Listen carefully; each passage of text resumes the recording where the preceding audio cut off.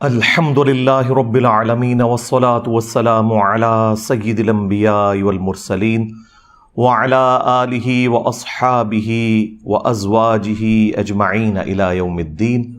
الحمدللہ آج 14 مئی 2023 کو سنڈے کے دن ہمارا یہ پبلک سیشن نمبر 94 منعقد ہونے جا رہے ہیں۔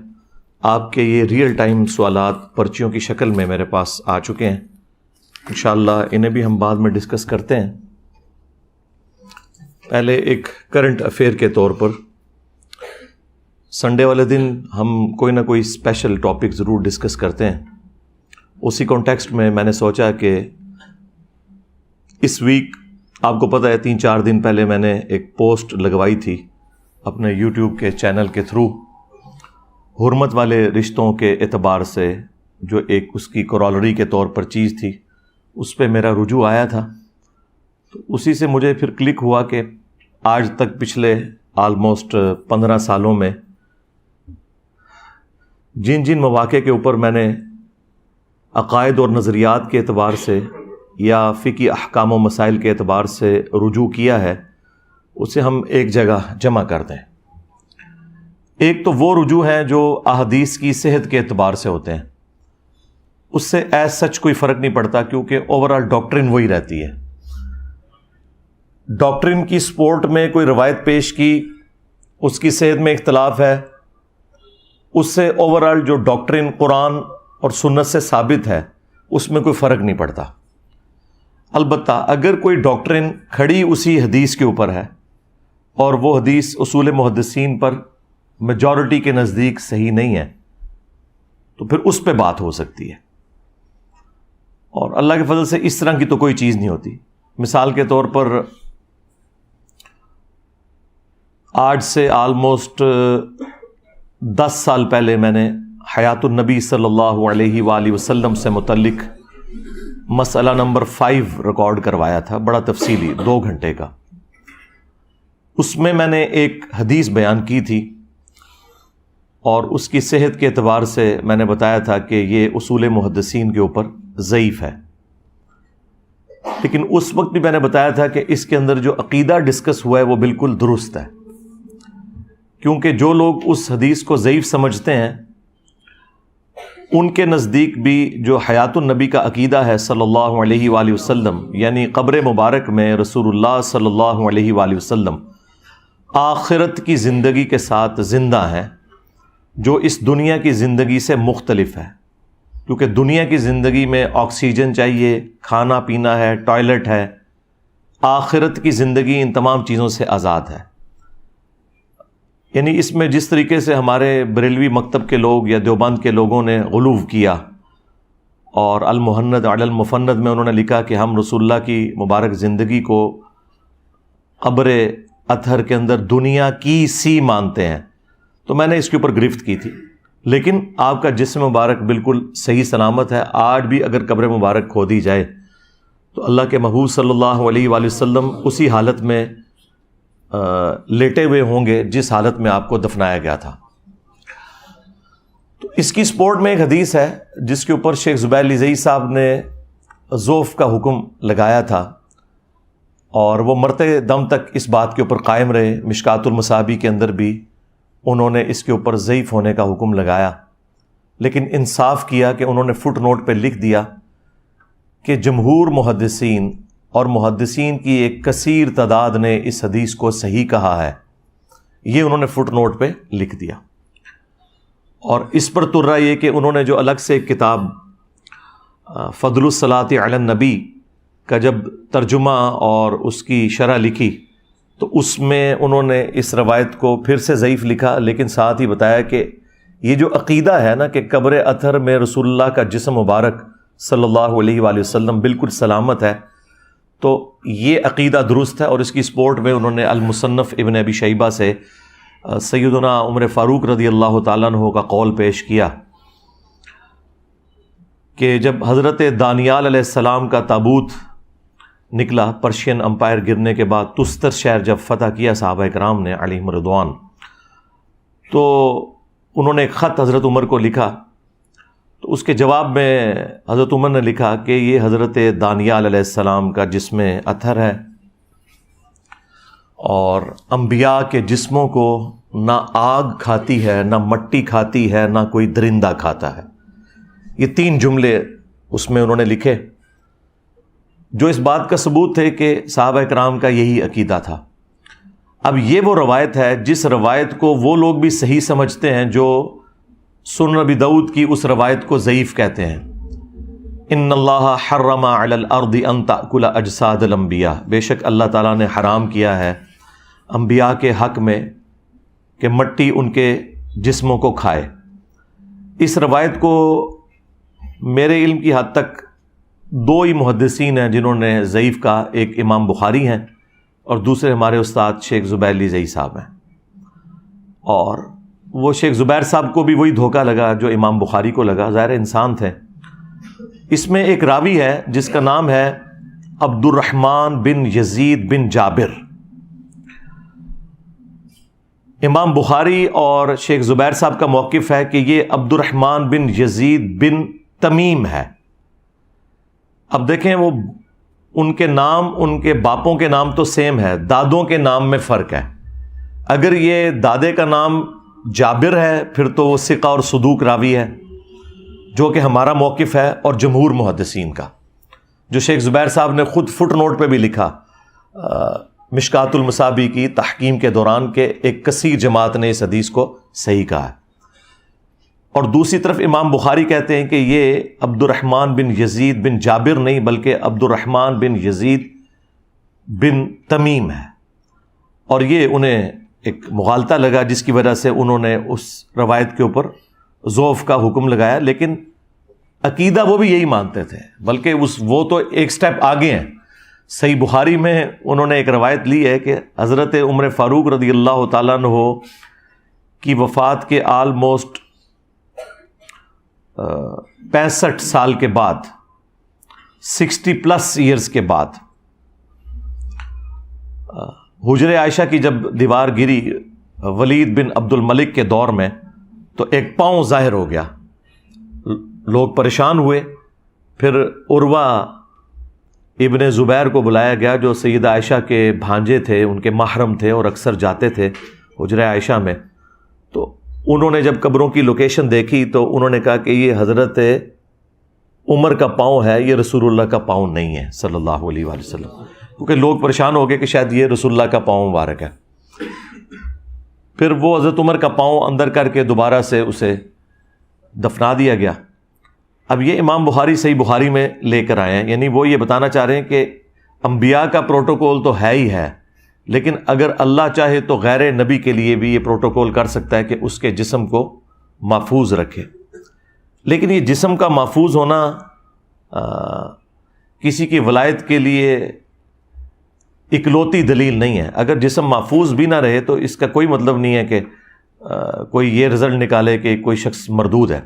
کئی صحابہ کرام ہیں، ان کے جسموں کے ٹکڑے کیے گئے ہیں دفنانے سے پہلے، مسلح کیا گیا ہے، تو ان کے جسم تو سلامت قبر سے باہر نہیں رہے ہیں، تو اندر والا معاملہ تو بعد میں ڈسکس ہوگا۔ تو یہ کسی کی بزرگی کی دلیل کے طور پر نہیں اسے پیش کرنا چاہیے۔ ہاں، جن کو اللہ پروٹوکول دیتا ہے وہ ان کا پروٹوکول ہے، لیکن اگر کسی کو پروٹوکول نہ ملے تو اس کا یہ مطلب نہیں کہ وہ کوئی بزرگ نہیں ہے۔ یہ بالکل غلط عقیدہ لوگوں نے بنا لیا ہے کہ محمد کے غلاموں کا کفن میلا نہیں ہوتا، یہ بالکل جھوٹ ہے۔ ہاں، سائبیریا میں دفن کر دیں تو محمد کے غلام چاہے کافر ہوں یا مسلمان، ان کا کفن میلا نہیں ہوگا، ان کے جسم میں بھی کیڑے نہیں پڑیں گے۔ وہ تو ظاہر ہے وہاں پہ ٹیمپریچر ہی اتنا ہے، لو ہے کہ وہ فریزنگ پوائنٹ سے نیچے ہے، تو وہاں پہ تو یہ ایشو نہیں ہوگا۔ ایک پیورلی سائنٹیفک فنامنا ہے۔ البتہ عرب کی سرزمین میں اگر کسی کی لاش سلامت نکلتی ہے تو ظاہر ہے یہ سائنٹیفک فنامنا نہیں ہے، اللہ تعالیٰ کا خصوصی پروٹوکول ہے، تو ہو سکتا ہے کسی کے لیے۔ تو اب یہ جو روایت تھی ابو داؤد کی مشکات والی، اس کو شیخ زبیر صاحب مرتے دم تک ضعیف کہتے رہے، عقیدے کو درست سمجھتے رہے، وہ میں نے آپ کو بتایا۔ اب اس کے اوپر میں نے 8 سے 10 سال پہلے اس روایت کو ضعیف ڈکلیئر کیا تھا، لیکن اس وقت بھی میں نے بتایا تھا کہ اس کو لوگ صحیح بھی سمجھتے ہیں اور اس کو سپورٹیو صحیح روایتیں بھی موجود ہیں، بلکہ اس سے بڑھ کر قرآن میں یہ عقیدہ موجود ہے کہ حضرت سلیمان علیہ السلام لاٹھی کے سہارے کتنی دیر تک ان کی جو لاش ہے وہ اسی حالت میں رہی، اور لاٹھی کو دیمک چاٹ گئی، اور وہ لاٹھی جب ٹوٹی تو پھر وہ زمین پہ ان کا جسم اثر آیا۔ اور یہ کوئی بزرگ کا جسم ہوتا تو کہتے جی جیسے ہی تھلے جان لگے تو تھلے فرشتے آ گئے، ایویں کہانیاں بنا لیندے نے۔ تو قرآن میں تو واضح ہے کہ وہ زمین پہ گر پڑے، تو پھر جنوں کو پتہ چلا کہ وہ تو فوت ہو چکے ہیں۔ تو یہ قرآن میں جو آیت مبارکہ ہے یہ اس بات کی دلیل ہے کہ نبیوں کے جسم مرنے کے بعد بھی اللہ تعالیٰ سلامت رکھتا ہے، لہٰذا وہ لوگ جو احادیث کے منکر ہیں ان کے لیے یہ بہت بڑی دلیل کے طور پر اور پھکی کے طور پر آپ پیش کر سکتے ہیں کہ اس عقیدے کی اصل قرآن کے اندر ہے۔ اور باقی تو کئی احادیث اس پر گواہ ہیں جو میں ڈسکس کر چکا ہوں۔ اب اس طرح کے جو رجوع ہوتے ہیں نا، میں اس زمانے میں اگر اس روایت کو ضعیف کہتا تھا، اور آج میں سمجھتا ہوں کہ شیخ زبیر صاحب اور امام بخاری کا موقف غلط تھا، تو اوریجنل ڈاکٹرن اس وقت بھی میری وہی تھی، اوریجنل ڈاکٹرن آج بھی وہی ہے۔ اس طرح کے جو رجوع ہوتے ہیں نا، یہ ایز سچ ان کو ریکارڈنگ میں یعنی اسپیسیفکلی لانے کی ضرورت نہیں ہے، لیکن میں جستہ جہاں جہاں وہ چیز آتی ہے وہ اسکیٹرڈ فارم میں ڈسکس ضرور کرتا ہوں۔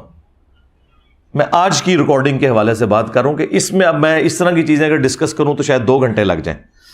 میں آج صرف وہ چیزیں ڈسکس کروں گا جو عقائد اور نظریات کے طور پر یا فقہی احکام و مسائل کے طور پر میں نے وقتاً فوقتاً پچھلے آلموسٹ 15 سالوں کے اندر جو رجوع کیے ہیں، اور وہ ہمارے اسٹوڈنٹس کو معلوم ہے، وہ کوئی اتنے بڑے کوئی چیزیں نہیں ہیں کہ جن کے اوپر کوئی ہنگامہ کھڑا کیا جائے، لیکن بہتر یہ ہے کہ میں اپنی زندگی کے اندر اسے ایک جگہ پہ جمع کر کے کوئی مستقبل میں آنے والے لوگوں کے لیے پرابلم کریٹ نہ ہو، اس حوالے سے ریکارڈنگ کروا دوں۔ اور میں نے اکثر عرض کیا کہ پرانے بزرگوں کی تعلیمات کے حوالے سے آپ کو مختلف اقوال ملتے ہیں۔ ایک مسئلے میں امام ابو حنیفہ رحمۃ اللہ علیہ، امام شافعی رحمۃ اللہ علیہ کے اتنے اقوال ملتے ہیں، آدھے شاگرد کہتے ہیں نہیں ان کا آخری موقف یہ تھا، دوسرے کہتے ہیں نہیں یہ تھا، اور وہ جھگڑا آج تک چلتا آ رہا ہے۔ اللہ کے فضل سے میرے کیس میں ایسی کوئی چیز نہیں ہوگی، کیونکہ میں نے جو کچھ عوام کے سامنے رکھا ہے وہ ویڈیوز کی فارم میں ہے۔ ویڈیوز کی اپلوڈنگ ڈیٹ موجود ہوتی ہے، میں ہر ویڈیو سے پہلے اس کی ڈیٹ بتا دیتا ہوں کہ آج کون سا دن ہے، پلس وقت کے ساتھ ساتھ میرے جو حالات و واقعات مجھ پہ وارد ہو رہے ہیں، میں وقت کے ساتھ ساتھ بڑھاپے کی طرف شفٹ ہو رہا ہوں۔ ظاہر ہے 8 سے آپ 5 سال پہلے کی میری ویڈیو دیکھیں گے، اس میں آپ کو سفید بال کم نظر آئیں گے، اب زیادہ نظر آ رہے ہیں، تو تمام قرائن آپ کو بتا دیں گے کہ یہ ویڈیو پرانی ہے یا نہیں ہے۔ ہمارے کیس میں ایسا کوئی جھگڑا ہوگا ہی نہیں، اور سب سے بڑھ کر پرانے بزرگوں نے تو اپنی تعلیمات جو پیش کی، ان کے شاگردوں نے جو اس میں طبع آزمائی کی، وہ اپنی جگہ، ہم نے تو ایسا کوئی کام کیا ہی نہیں کہ اپنے کوئی فتوے جاری کریں۔ ہم نے قرآن و سنت کی روشنی میں یہ ضرور بتایا کہ اس مسئلے میں فلاں امام کا موقف درست ہے، فلاں کا غلط ہے، لیکن اپنی ذاتی رائے کوئی بھی نہیں رکھی۔ میرا یہ دعویٰ ہے کہ میرا کوئی ایک نظریہ بھی ایسا نہیں ہے جو مجھ سے پہلے پلانٹ ارتھ پہ ایگزسٹ نہ کرتا ہو۔ میں نے جتنے عقائد اور نظریات اڈاپٹ کیے وہ کسی نہ کسی فارم کے اندر ایگزسٹ کرتے تھے۔ ہاں یہ ضرور تھا کہ کوئی ایک فرقہ اس کو لے کے چل رہا تھا، باقی فرقے انکار کرتے تھے، اور بعض معاملات ایسے تھے جو باقی فرقے لے کے چل رہے تھے، یہ فرقے انکار کرتے تھے۔ لیکن آپ کوئی پن پوائنٹ ایک ایسا عقیدہ اور نظریہ سامنے نہیں رکھ سکتے کہ جناب یہ آپ کا ایسا نظریہ ہے جو آپ سے پہلے کسی بھی مسلمان فرقے کا نہیں تھا۔ اور میں ان فرقوں کی بات نہیں کر رہا جو وقت کے ساتھ ختم ہو چکے، میں ان فرقوں کی بات کر رہا ہوں جو آج کی ڈیٹ میں 14 مئی 2023 تک زندہ ہیں، اور ان کے فالورز لاکھوں کروڑوں کی تعداد میں موجود ہیں۔ تو میرے ہر عقیدے کی دلیل اس حوالے سے موجود ہوگی کہ کوئی نہ کوئی فرقہ اسے اون کرتا ہوگا۔ لہٰذا یہ کہنا کہ میں نے کوئی نیا نظریہ لانچ کیا، یہ بالکل غلط ہے۔ اگر نیا نظریہ لانچ کیا ہوتا تو وہ عقیدہ پہلے موجود نہ ہوتا۔ ہاں چونکہ آپ کا بلٹ اپ اپنے خاص فرقے میں ہوا، آپ نے وہ بات کبھی سنی نہیں ہے۔ یعنی قتل عمار والی حدیث اگر کسی وہابی نے، کسی بریلوی نے، دیوبندی نے نہیں سنی بھی تو اس میں میرا کیا قصور؟ وہ بخاری میں تو لکھی ہوئی تھی 2812۔ اسی طریقے سے اگر غدیر خم کی حدیث کسی سنی نے نہیں سنی قرآن اور اہل بیت تو اس کا قصور تھا، وہ مسلم شریف میں لکھی ہوئی تھی 6225 سے 6228 تک. اب ان کے بڑوں نے انہیں سلیکٹو اسٹڈی کے دوران وہ چیزیں چھڑوا دیں اور نہیں بتائیں، اور اس کے متبادل روایتیں بتانا شروع کر دیں جو دور کی کتابوں میں تھی، جو مین سٹریم کی کتابوں میں تھی، وہ چھپا لیں. تو اس میں تو آپ اپنے بزرگوں کو روئیں، مجھے رونے کی کیا ضرورت ہے؟ تو اس طرح کے جو ایشوز ہوتے ہیں اس میں میری کوشش ہوتی ہے کہ وہ تمام چیزیں میں کتابوں سے دکھاؤں، اس کے بعد آپ جانیں اور کتابیں جانیں. میری ذمہ داری ہے آپ کو آیت کا نمبر بتانا، حدیث کا نمبر بتانا، پھر اس سے بڑھ کر ہم اس حدیث کا امیج ڈسپلے بھی کروا دیتے ہیں. بس اب ایک کام رہ گیا کہ امام بخاری خود قبر سے نکل کے تو کہیں 2812 تقتلہ الفئۃ الباغیہ یدعوہم الی اللہ ویدعونہ الی النار. افسوس اے عمار، تجھے باغی جماعت قتل کرے گی، تو انہیں اللہ اور جنت کی طرف بلائے گا، وہ جماعت جہنم کی طرف بلائے گی. اب یہ امام بخاری خود آ کے ویڈیو میں کہہ دیں بس یہ رہ گیا، اس سے پہلے سارے سٹیپ ہم نے طے کروا دیے. جب آپ کو حدیث کا نمبر بتا دیا، حدیث کا اوریجنل جو امیج تھا وہ ڈسپلے کروا دیا، عربی حدیث بھی اردو بھی، تو پیچھے کچھ رہ تو نہیں گیا. اور ظاہر ہے کہ یہ جو سٹیپ ہے وہ تو میں نہیں طے کروا سکتا، وہ تو قرآن کا واضح فتویٰ ہے کہ جو مر گیا وہ قیامت سے پہلے دنیا میں واپس نہیں آنے کا. تو یہ تو ہم نہیں کر سکتے. تو آخری درجے تک کر دیا. آپ اس حدیث کو فالو کریں، جو آپ کو اس حدیث سے فہم لگتا ہے کہ درست ہے وہ آپ لے لیں. آپ کو ایک ہی حدیث کے اوپر مختلف فہم نظر آ جائیں گے لوگوں کے، ایک 2 نمبری کر رہا ہوگا، ایک بالکل اس کو اسی طریقے سے مان رہا ہوگا. ظاہر ہے کہ جب ایاک نعبد و ایاک نستعین کے ہوتے ہوئے کروڑوں مسلمان بابوں کو پکار رہے ہیں، تو اس کے مقابلے کے اندر کسی حدیث کی کوئی غلط تعویل کوئی کر لے تو یہ بہت چھوٹی بات ہے. مجھے بتائیں جب قرآن کی واضح آیت ہے کہ آپ نے دعا اللہ سے کرنی ہے، پھر لوگ مرے ہوئے بابوں کو پکار رہے ہوں دعا کے اندر، تو واضح قرآن کی آیت کے وہ مخالف چل رہے ہیں نا. اب آپ کہیں نہیں جی دونوں طرف لوگ موجود ہیں، اور ہمارے لیے تو بدقسمتی ہے کہ زیادہ مسلمانوں کی تعداد تو ان لوگوں کی ہے جو قبروں سے مانگ رہے ہیں، مرے وہ ان کو پکار رہے ہیں. تو اب آپ کہیں گے ان کی تعداد زیادہ ہے لہٰذا ہم ایاک نعبد و ایاک نستعین میں سے یا علی مدد ثابت کر دیں، یا عبد القادر جیلانی مدد ثابت کر دیں، یا معین الدین چشتی پار لگا دے کشتی، یا بہاو الحق بیڑا تک جڑا میں ڈوب دیتا، تو وہ ثابت کرنا شروع کر دیں. تو ایسا نہیں ہوگا. اس طریقے سے قتل مار والی حدیث سے چاہے پرانے کسی بزرگ نے کوئی اس حدیث کے ساتھ کھلواڑ کرنے کی 2 نمبری کی کوشش کی، خواہ آج کوئی کر رہا ہے، وہ آپ کو پتہ چل جائے گا کہ جب کروڑوں لوگ قرآن کی آیات کے ساتھ یہ کچھ کر سکتے ہیں تو حدیثیں تو ان کے سامنے شاہی کوئی نہیں. تو لہٰذا وہ آپ چھوڑ دیا کریں، آپ ٹیکسٹ کو فالو کریں جو اللہ کے نبی علیہ السلام نے فرمایا، اور جو اس کا صحیح فہم بیان کر رہا ہے قرآن و سنت کے مطابق وہ آپ لیں، اور جو بنو امیہ کی نوکری اور چاکری کر رہے ہیں اس کو چھوڑ دیں. وہ اپنے ریال حلال کر رہا ہے، اس نے کرنے ہیں، سیدھی سی بات ہے. اس کا تو ہمارے پاس کوئی علاج نہیں ہے. یہ غم جو بنو امیہ کے خدمت گزاروں کو میں نے لگا دیا، یہ میں نے آپ کو پہلے پریڈکٹ کیا ہے کہ اب قیامت تک یہ غم ان کی قبروں میں ان کے ساتھ جائے گا، الا یہ کہ یہ امام مہدی کے ہاتھ پر بیعت کر کے اور مان لیں کہ ہاں جی امام مہدی آپ کے ابا جان کے ساتھ دھوکہ کیا تھا بنو امیہ نے، اور آپ کے ابا جان کو شہید کیا تھا بنو امیہ نے. تو ظاہر ہے امام مہدی تو آپ کو پتہ ہے وہ تو آل فاطمہ سے ہیں، وہ بنو امیہ کی چاکری تو نہیں کریں گے، یہ تو نیچرل چیز ہے. اور ابھی بھی جتنے دنیا میں سید موجود ہیں انہیں یہ عقیدہ بالکل کلیئر ہے کہ اہل بیت کے ساتھ کیا ظلم کیے ہیں بنو امیہ نے. تو امام مہدی کو تو ویسے ہی اللہ تعالیٰ کی تائید بھی حاصل ہوگی اس حوالے سے. تو اس لیے وہ وقت آنے سے پہلے پہلے توبہ کر لیں، مرنے سے پہلے اے مسلمان کر لے اس پہ غور. کتابوں کا خدا اور ہے، بابوں کا خدا اور. اگرچہ بابے بھی اسی خدا کو مانتے ہیں لیکن ان کوالٹیز کے ساتھ نہیں مان رہے جو قرآن و سنت میں آئے. تو میں وہ چیزیں ڈسپلے اس لیے کرواتا ہوں، اور میں بار بار اپنی ویڈیوز میں کہتا ہوں کہ میرا اپنے آپ سے بھی لانے برات ہے. اگر میں نے کوئی بات بتائی اور حدیث میں اس سے مختلف الفاظ تھے کچھ، بس آپ حدیث کو فالو کریں. میں نے حدیث ڈسپلے اس لیے کروائی ہے کہ آپ اسے فالو کر لیں. تو جب کوئی شخص اپنے آپ سے لانے برات کر رہا ہے، احادیث ڈسپلے کروا کے، قرآن کی آیات کے نمبرز ڈسپلے کر کے، وہ نیچے ڈسپلے کروا کے، تو اس سے تو کوئی گلا شکوہ ہونا ہی نہیں چاہیے. گلا شکوہ تو ان لوگوں کے ساتھ ہے کہ جنہوں نے سواریاں سوار کی مکے اور مدینے کا نام لے کر اور پھینکی جا کے اجمیر میں، بغداد میں، دیوبند میں اور بریلی میں اللہ اور اس کے رسول صلی اللہ علیہ وآلہ وسلم کے نام کے اوپر چندے اکٹھے کیے اور اپنی توندیں بڑھائیں. ان سے آپ گیلا شکوہ کریں، میرے سے کیا لینا دینا؟ نہ میری کوئی چندہ بک، نہ کوئی مدرسہ، نہ کوئی مسجد، نہ کوئی اس طرح کی لیگیسی چھوڑی ہے کہ میرے بعد آنے والے لوگ اس میں سے کچھ کماتے رہیں گے. ایسی کوئی چیز نہیں ہے. اور میں نے اس سسٹم کے بعد نہ تو کوئی پولیٹیکل جماعت بنائی کہ میں پرائم منسٹر بن جاؤں. میں نے اس سسٹم سے سوائے اپنی لائف کو ونریبل کرنے کے اور ایک مشکل زندگی کا انتخاب کرنے کے، میں نے دنیا میں اور کچھ بھی اس سے حاصل نہیں کیا. اپنی جیب سے ہی لگا رہے ہیں. لہٰذا جو لوگ یہ کہتے ہیں کہ انجینئر صاحب کو اس میں سے نکالنا چاہ رہے ہیں، تو میں نے ان کو چیلنج دیا ہے کہ آپ پوری اسلامک ہسٹری میں پھر میری طرح کی کوئی مثال بتائیں کہ ہاں آپ سے پہلے بھی ایک بندہ آیا تھا، وہ اس طرح کا سارا کام ڈال کے گیا اور اینڈ پہ اس نے یہ کیا تھا. ایک بندہ ان کو ملتا ہے مولانا مودودی، اور ان کے بارے میں بھی جو کچھ انہوں نے جھوٹ بولا، اللہ کے فضل سے لعنتیں پڑی ان کے بزرگوں کے اوپر. ایک ایک بات غلط ان کے بزرگوں کی ثابت ہوئی. کہتے تھے یہ مہدی ہونے کا دعویٰ کرے گا، یہ نبی ہونے کا دعویٰ کرے گا. آج مودودی صاحب کو فوت ہوئے آلموسٹ 44 سال گزر چکے ہیں، 4 دہائیاں گزر چکی ہیں. کسی ان کے بزرگ یا ان کے ماننے والوں نے جا کے قبر پہ ان سے معافی نہیں مانگی کہ تمہارے اوپر ہم جھوٹے الزام لگاتے رہے. ایسی لعنت پڑی ہے ایک اللہ کے ولی کے ساتھ دشمنی کرنے کے سبب. ان کے دلوں پہ مور لگ گئی ہے. توبہ کی توفیق تب ملتی ہے جب مور اللہ تعالیٰ اٹھا لے، تو وہ مور تو نہیں اٹھنی، وہ اللہ ہی اٹھا سکتا ہے.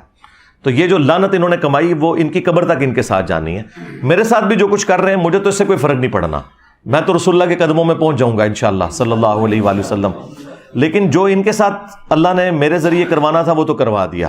ہاں جی، فرقوں کی دکانیں بند، the damage has been done. ٹھیک ہے، لہٰذا اب آپ ان کی چیخیں انجوائے کریں. ہاں، ایک بڑی بوتل رکھ کے 1.5 لیٹر کی، یا بڑا میری طرح کوئی مگ رکھ لیں دودھ پتی کا، اور 7 چپسوں کا پیکٹ یا گھر کے بنے ہوئے چپس، اور ان کی چیخیں انجوائے کریں. بس دیکھیں یہ لوگ ہر اتوار کو بیٹھے ہوتے ہیں کہ میں شاید ان کے نام لے کے انہیں ڈسکس کروں گا. دیکھ لیں کتنے بڑے بڑے یہ ہنگامے کرتے ہیں. میں ان کو اس قابل بھی نہیں سمجھتا کہ ان کا نام لے کے ان کے کسی ایشو کو ڈسکس بھی کروں. یہ کتنی بڑی سزا ہے جو میں نے دنیا میں ان کو دے دی ہے. ہر اتوار بےچارے بیٹھے ہوتے ہیں. ہمارے وہ ایجنسیوں کے لوگ بھی بےچارے یہاں ریکارڈنگ کرنے آئے ہوتے ہیں کہ شاید انجینئر صاحب کچھ بولیں گے. انجینئر صاحب کیوں بولیں؟ انجینئر صاحب تو ان کے بڑوں کو کچھ نہیں سمجھتے ہیں، یہ تو شاہی کوئی نہیں. ٹھیک ہے نا. تو اللہ کے فضل سے ہمارے ایک نعرے نے ان کے اگلے پچھلے سارے دفنا دیے ہیں کہ میرے نبی سا ہے ہی کوئی نہیں، تیرے بابے تھے شے ہی کوئی نہیں. ٹھیک ہے، صلو علی محمد وعلی محمد، اللہم صلی علی محمد وعلی آل محمد واصحاب محمد وازواج محمد اجمعین الی یوم الدین. تو میں عرض کر رہا تھا کہ ہم جب آیات اور احادیث ڈسپلے کروا دیتے ہیں تو ہم خود ہی اعلان برات کر دیتے ہیں کہ آپ نے ٹیکسٹ کو فالو کرنا ہے. اس کے بعد کوئی ہم سے گلہ شکوہ بالکل نہ کرے. اس سے زیادہ اور اچھا کیا طریقہ ہو سکتا ہے کہ آپ عوام کو سیدھا قرآن اور سنت کے ساتھ جوڑیں، جو قرآن میں ہمیں حکم بھی ہے. سورۃ النساء کی آیت نمبر 59 ہے، اعوذ باللہ من الشیطان الرجیم، بسم اللہ الرحمن الرحیم، یا ایہا الذین آمنوا اطیعوا اللہ واطیعوا الرسول. اے ایمان والو، اطاعت کرو اللہ کی اور اطاعت کرو اس کے رسول کی، عز وجل و صلی اللہ علیہ وآلہ وسلم. وَأُولِي الْأَمْرِ مِنْكُمْ، اور اپنے حکمران کی بھی، اپنے بڑے کی بھی. لیکن اس کے ساتھ اطاعت کا لفظ نہیں آیا تاکہ اسے کوئی ایبسولوٹ نہ مان لے، ریلیٹیو ہی مانا جائے. لیکن ساتھ ہی پھر آیا فَإِن تَنَازَعْتُمْ فِي شَيْءٍ فَرُدُّوهُ إِلَى اللَّهِ وَالرَّسُولِ. اگر تمہارا حکمران سے بھی جھگڑا ہو جائے، اپنے بڑے کے ساتھ بھی ہو جائے جھگڑا، تو معاملے کو تم نے پلٹانا ہے اللہ اور اس کے رسول کی طرف، یعنی رسول اللہ کی وفات کے بعد قرآن و سنت کی طرف. ظاہر ہے جب تک رسول اللہ دنیا میں موجود تھے تو ظاہر ہے اللہ اور اس کے رسول کی طرف مراد یہ ہے کہ رسول اللہ سے ہی پوچھا جائے جا کے. نبی اسلام کی وفات کے بعد آج کی ڈیٹ میں یا صحابہ کرام کے دور میں قرآن و سنت کی طرف آپ نے معاملے کو پلٹانا ہے. ان کنتم تؤمنون باللہ والیوم الآخر، اگر تم اللہ پر اور آخرت کے دن کی جواب دہی پر ایمان رکھتے ہو تو تمہارا ایٹیچیوڈ یہی ہوگا کہ تم ہر معاملے میں اللہ اور اس کے رسول کو دیکھو گے. یعنی بزرگ بابوں کو نہیں دیکھنا، بلکہ کہا گیا بزرگ بابوں سے اختلاف کرنا ہے. ہاں، تنازع ہو جائے نا جب، اور بزرگ بابوں سے تو قرآن و سنت کی طرف بات کو پلٹانا ہے. ذالک خیر و احسن تأویلا، اسی میں تمہارے لیے خیریت ہے اور اسی کا انجام آخرت میں بہتر ہونے والا ہے. کس چیز کا؟ کہ جو لوگ اپنے معاملات کو قرآن و سنت سے حل کرتے ہیں اور اندھے بن کے کسی کے پیچھے نہیں چلتے. یہ تقلید کے خلاف بہت بڑی دلیل ہے یہ آیت مبارکہ. اس کے اوپر میں نے تفصیل کے ساتھ مختلف ویڈیوز ریکارڈ کروائی ہیں. مسئلہ 197 میرا دیکھ لیں. پھر تقلید کے نام کے اوپر ڈرامہ بازی، یہ میری ایک ویڈیو تھی، اس میں نے اس آیت کے حوالے سے کافی کچھ ڈسکس کیا تھا. میں ایگزامپل کے طور پر 2-4 باتیں کر دوں، پھر میں وہ آخر میں وہ 10 رجوع بتاؤں گا. باقی ان کی تفصیلات بتانے کی ضرورت نہیں ہے، میں صرف اس پہ ورڈکٹ ہی دوں گا کیونکہ اس پہ الگ سے میری ویڈیوز ریکارڈڈ ہیں. میں اصل میں یہ ڈاکٹرن آپ کو کلیئر کرنا چاہتا ہوں کہ کوئی شخص بھی اتھارٹی نہیں ہے اللہ اور اس کے رسول عز و جل و صلی اللہ علیہ وآلہ وسلم کے بعد. ایون خلفائے راشدین بھی ہیں نا، جن کی پیروی کا ہمیں حکم ہے، علیکم بسنتی و سنت الخلفاء الراشدین المہدیین، ان کی بھی اطاعت ایبسولوٹ نہیں ہے. ان سے بھی مسئلے مس ہینڈل ہوئے ہیں اور صحابہ کرام نے ان سے رجوع کروایا ہے. تو سرکار اگر خلفائے راشدین کا یہ حال ہے تو باقی اصحاب تو شاہی کوئی نہیں.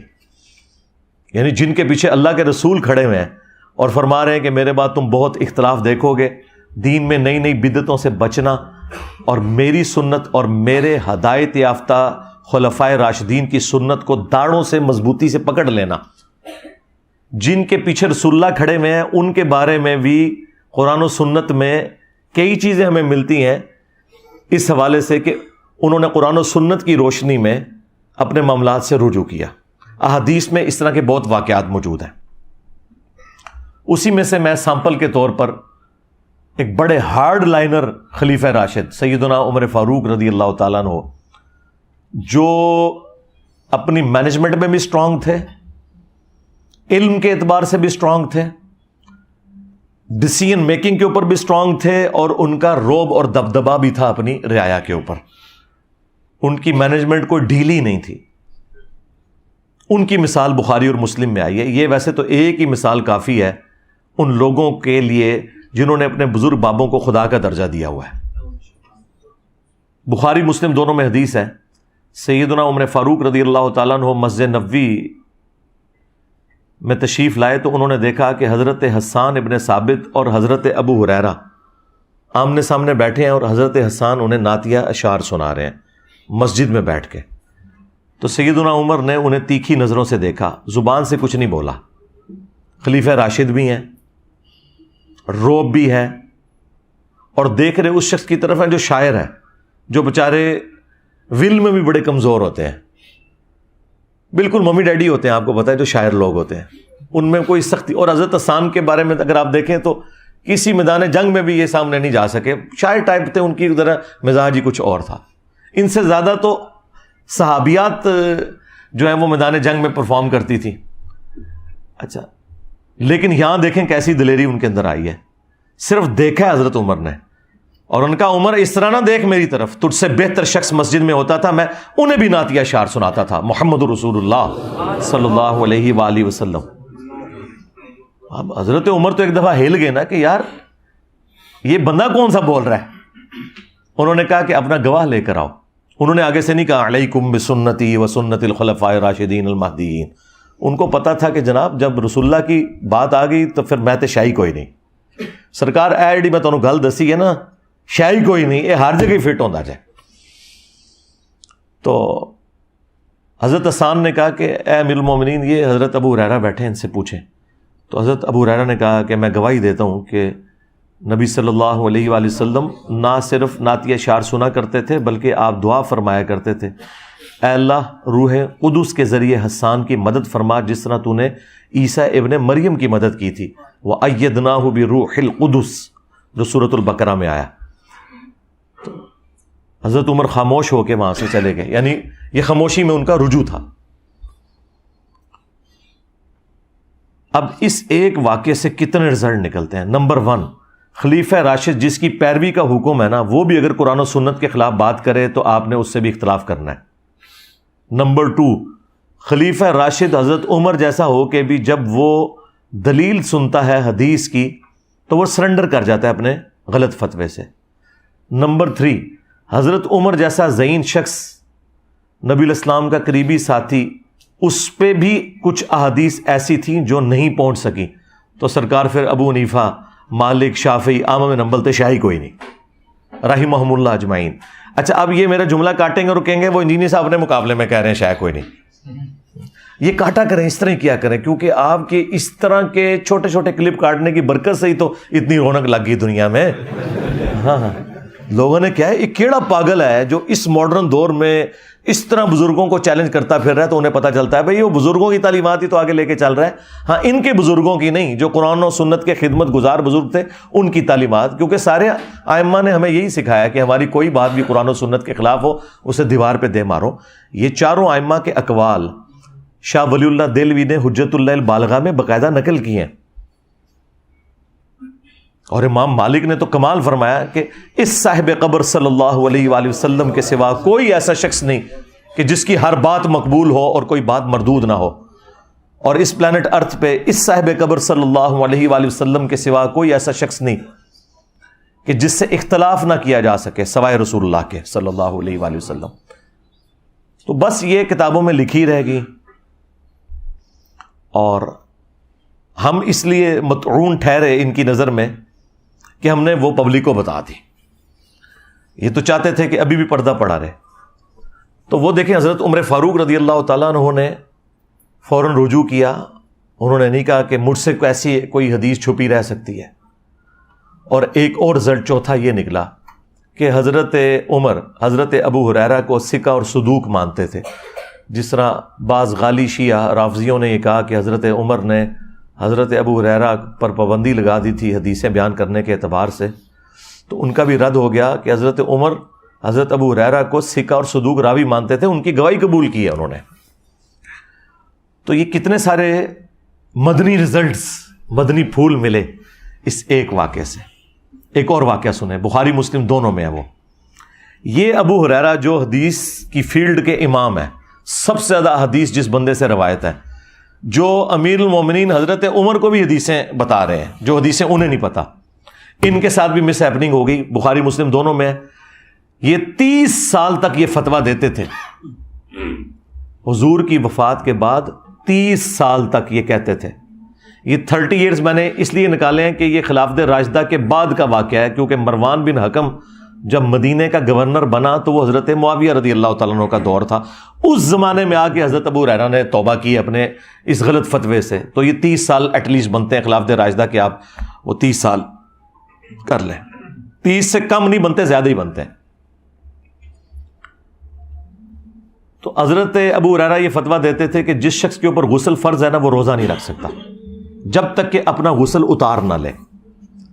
جب مروان مدینے کا حاکم بنا تو اس نے امہات المومنین کے پاس کچھ لوگوں کو بھیجا، تو سیدہ عائشہ نے، باقی بیویوں نے بتایا کہ ام سلمہ نے علیہم السلام کہ یہ تو فتویٰ ان کا بالکل غلط ہے، نبی علیہ السلام جنبی ہوتے تھے، احتلام کی وجہ سے نہیں، کسی اور وجہ سے، یعنی وہ میاں بیوی کے ازدواجی تعلق کو انہوں نے پردے میں بیان کیا، اور نبی علیہ السلام سحری کر کے روزہ رکھ لیتے تھے اور فجر کا وقت داخل ہونے کے بعد غسل اتارا کرتے تھے۔ یعنی جنبی شخص کے لیے یہ ضروری نہیں کہ پہلے غسل اتارے اور پھر روزہ رکھے، نہیں، تسلی سے سحری کرے، سحری کا وقت ختم ہو گیا کوئی مسئلہ نہیں ہے، فجر کا وقت داخل ہو گیا، اب فجر کی نماز سے پہلے غسل کر لے تو اس کا روزہ بھی درست، اور اس وقت وہ نماز پڑھ لے غسل کر کے۔ اب یہ جب حضرت ابو ہریرہ تک بات پہنچی تو اب نبی کی بیویاں جب گواہی دے دیں، پھر ابو ہریرہ تو شاہی کوئی نہیں، ظاہر ہے وہ تو بالکل حضور کی آئلی اور پرسنل زندگی روایت کر رہی ہیں، اس کے بعد تو کوئی گنجائش نہیں رہتی نا کہ کوئی اس طرح کی بات کرے۔ تو حضرت ابو ہریرہ اپنے اس فتوے سے پیچھے ہٹ گئے اور ان کا یہ میری ذاتی رائے تھی، میں کسی حدیث کی بنیاد پہ ایسی بات نہیں کر رہا تھا۔ تو یہ صحابہ کرام کا ایٹیچیوڈ تھا۔ ایک اور حدیث بخاری مسلم کی بڑی رکت انگیز ہے۔ ایک انصاری صحابی کو نبی علیہ السلام نے ایک مہم پر بھیجا اور ساتھ ان کو امیر بنایا اور ساتھ ان کے قافلہ روانہ کیا۔ راستے میں ان کی تلخ کلامی ہوئی اپنے سب آرڈینیٹس کے ساتھ، تو انہیں اتنا غصہ آیا، انہوں نے کہا کہ آگ کا ایک الاؤ جلاؤ بہت بڑا. جب وہ جل گیا تو انہوں نے کہا کہ میں تمہیں حکم دیتا ہوں، چونکہ میں رسول اللہ کا بنایا ہوا امیر ہوں، میری اطاعت نبی کی اطاعت ہے اور نبی کی اطاعت اللہ کی اطاعت ہے، میں تمہیں حکم دیتا ہوں کہ تم اس آگ میں چھلانگ لگاؤ. اللہ کے فضل سے کوئی ایک بھی انفی نہیں تھا ان میں، وہ سارے محمدی تھے. انہوں نے کہا کہ ہم یہ تیرا حکم نہیں مانیں گے. مجھے بتائیں ایک انصاری صحابی کا اگر حکم نہیں مان رہے صحابہ کرام، تو امام حنیفہ تو شاہی کوئی نہیں کہ ان کا غلط فتویٰ ہم مان لیں. صحابی سے تو بڑا کوئی نہیں ہو سکتا نا، اور وہ صحابی وہ جسے نبی نے امیر بنایا ہو صلی اللہ علیہ وآلہ وسلم. اور پھر صحابہ نے ایک بڑا زبردست جملہ بولا وہاں پہ کہ ہم نے آگ سے بچنے ہی کے لیے تو رسول اللہ کا دامن کرم تھاما تھا، تو ہمیں اسی آگ میں پھینک رہا ہے. تیرا یہ فتویٰ نہیں مانیں گے، ہاں جی، تیرا قیاس نہیں مانیں گے، تیرا اجتہاد نہیں مانیں گے، تیری تقلید نہیں کریں گے. واپسی پہ یہ مقدمہ جب نبی الاسلام کی بارگاہ میں پیش ہوا تو آپ نے اس پہ پھر مہر لگائی بڑے سخت الفاظ میں. آپ نے فرمایا کہ اگر تم اس آگ میں کود جاتے تو سیدھے جہنم کی آگ میں جا کے نکلتے. استغفر اللہ. یعنی ادھر بھی آگ میں جلتے اور آگے بھی آگ میں. کس کی تقلید کر کے، کس کا قیاس اور اجتہاد مان کے؟ ایک صحابی کا. تو سرکار تو اڑے امام تھے، پھر شاہی کوئی نہیں. پھر آپ علیہ السلام نے فرمایا کہ مخلوق کی اطاعت صرف معروف میں ہے، منکر میں نہیں. اللہ کی نافرمانی میں کسی مخلوق کی اطاعت جائز نہیں ہے. یعنی آپ نے دیکھنا ہے کہ اللہ نے کیا فرمایا، اس کے رسول نے کیا فرمایا عز و جل و صلی اللہ علیہ وآلہ وسلم. یہ تو میں صرف آپ کو وہ واقعات بتا رہا ہوں جو بخاری مسلم میں رپورٹ ہوئے ہیں. صحابہ ورسز صحابہ. اب کسی کو وہاں آ سکتا ہے کہ نیچے سے کوئی مثال دیں تو سرکار وہ سن لو، پھر بڑی تگڑی مثال جائے. صحیح مسلم 4776.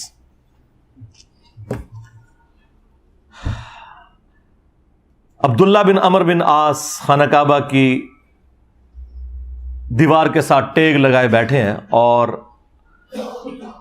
اطاعت امیر کے اوپر حدیث سنا رہے ہیں کہ اپنے امیر کی، اپنے حکمران کی اطاعت کرنی ہے. اتنے میں ایک تابعی آتا ہے عبد الرحمن بن عبد رب کعبہ. جب وہ حدیث سنتا ہے تو وہ کہتا ہے کہ کیا یہ حدیث آپ نے رسول اللہ سے خود سنی ہے کہ ہر حال میں اپنے امیر کی اطاعت کرنی ہے؟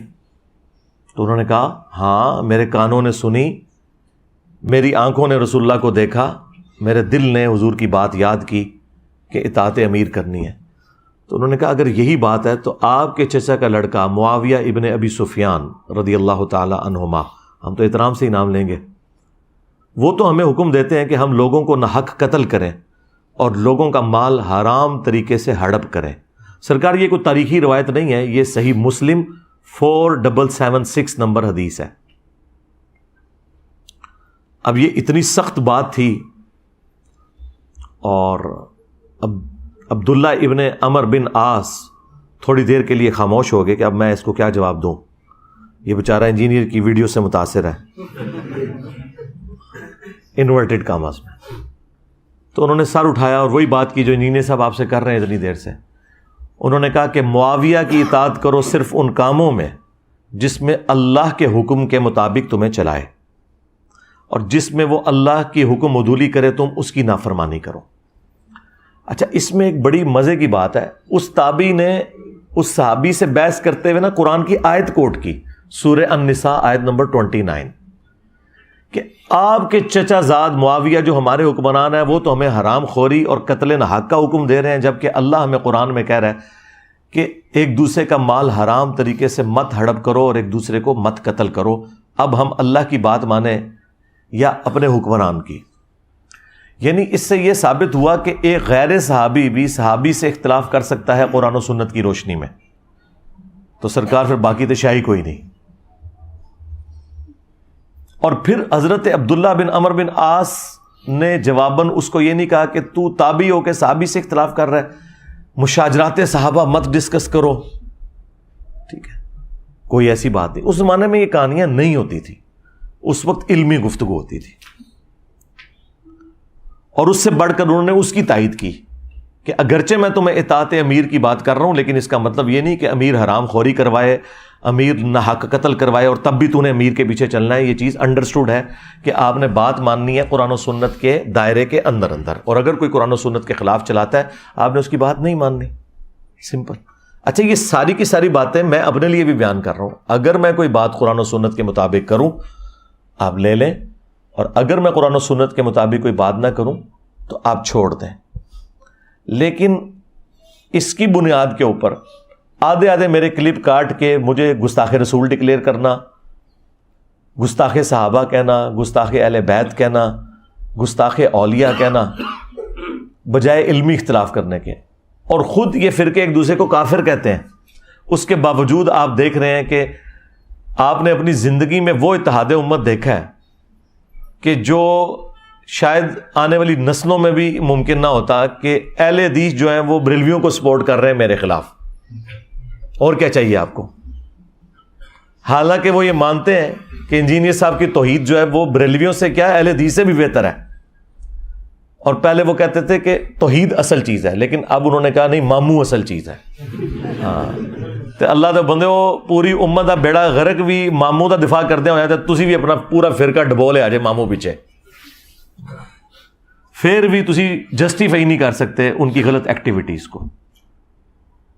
تو اس طریقے سے بریلوی اہل حدیث کو سپورٹ کریں گے جنہیں وہ سوراں دے سور کہندے نے، جن کو اعلیٰ حضرت نے مرتد اور کافر اور واجب القتل ڈکلیئر کیا ہوا ہے، دیوبند کو اور اہل حدیث کو اور قادیانیوں کے ساتھ انہیں شمار کیا ہوا ہے احکام شریعت کے اندر، اور ملفوظات اعلیٰ حضرت میں انہوں نے لکھا یہ کفار ہیں، ان کی مسجدیں گھر کی مثل ہیں۔ کفار کا لفظ استعمال کیا وابیوں کے لیے، ٹرٹ کافر کا۔ اور آج اکٹھے ہوئے میں تو بہت اچھی بات ہے، اتحاد امت کیا ہے۔ میں یہ کہتا ہوں الحمدللہ ان کے علماء نے میرے خلاف اتحاد امت کر لیا ہے، اتحاد علماء، اتحاد امت نہیں، اور ان کی عوام نے میرے حق میں ان کے خلاف اتحاد امت کر لیا ہے۔ تو دیکھیں اب دو ہی پارٹیاں رہ گئی ہیں، ایک اللہ رسول کی ماننے والی، ایک فرقوں کی ماننے والی، کہ جو فرقوں کی نوکری اور ان کے چندے بچا رہی ہے۔ تو اللہ کا شکر ہے کہ جو ایک ہماری ریکوائرمنٹ تھی کہ ہم ان کے اصلی چہرے آپ کے سامنے رکھتے ہیں، وہ ہم نے رکھ دیے ہیں اللہ کے فضل سے۔ اب آخر میں مختصراً وہ 10 رجوع بیان کر دیتا ہوں۔ تلک عشرۃ کاملہ، یہ پورے 10 ہوئے جو سورۃ البقرہ میں آیا، تاکہ یہ قیامت تک کے لیے ویڈیو میں ریکارڈنگ کے طور پر بھی آ جائیں اور آپ کو الگ سے اسکیٹرڈ فارم میں ڈھونڈنے نہ پڑیں۔ رجوع نمبر 1 جو سب سے پہلے میں نے کیا وہ داڑھی کے مسئلے میں تھا۔ میں نے مسئلہ 33 ریکارڈ کروایا تھا آج سے آلموسٹ 10 سال پہلے۔ اس میں میں نے یہ موقف اڈاپٹ کیا تھا کہ اگر کوئی شخص مٹھی سے لمبی داڑھی رکھے تو یہ افضل ہے، اور مٹھی داڑھی سنت ہے، صحابہ اکرام کی بھی اور نبی علیہ السلام کی تو نیچرلی مٹھی تھی، لیکن جس کی نیچرل بڑھ جائے تو وہ اگر لمبی رکھتا ہے تو وہ بہتر ہے۔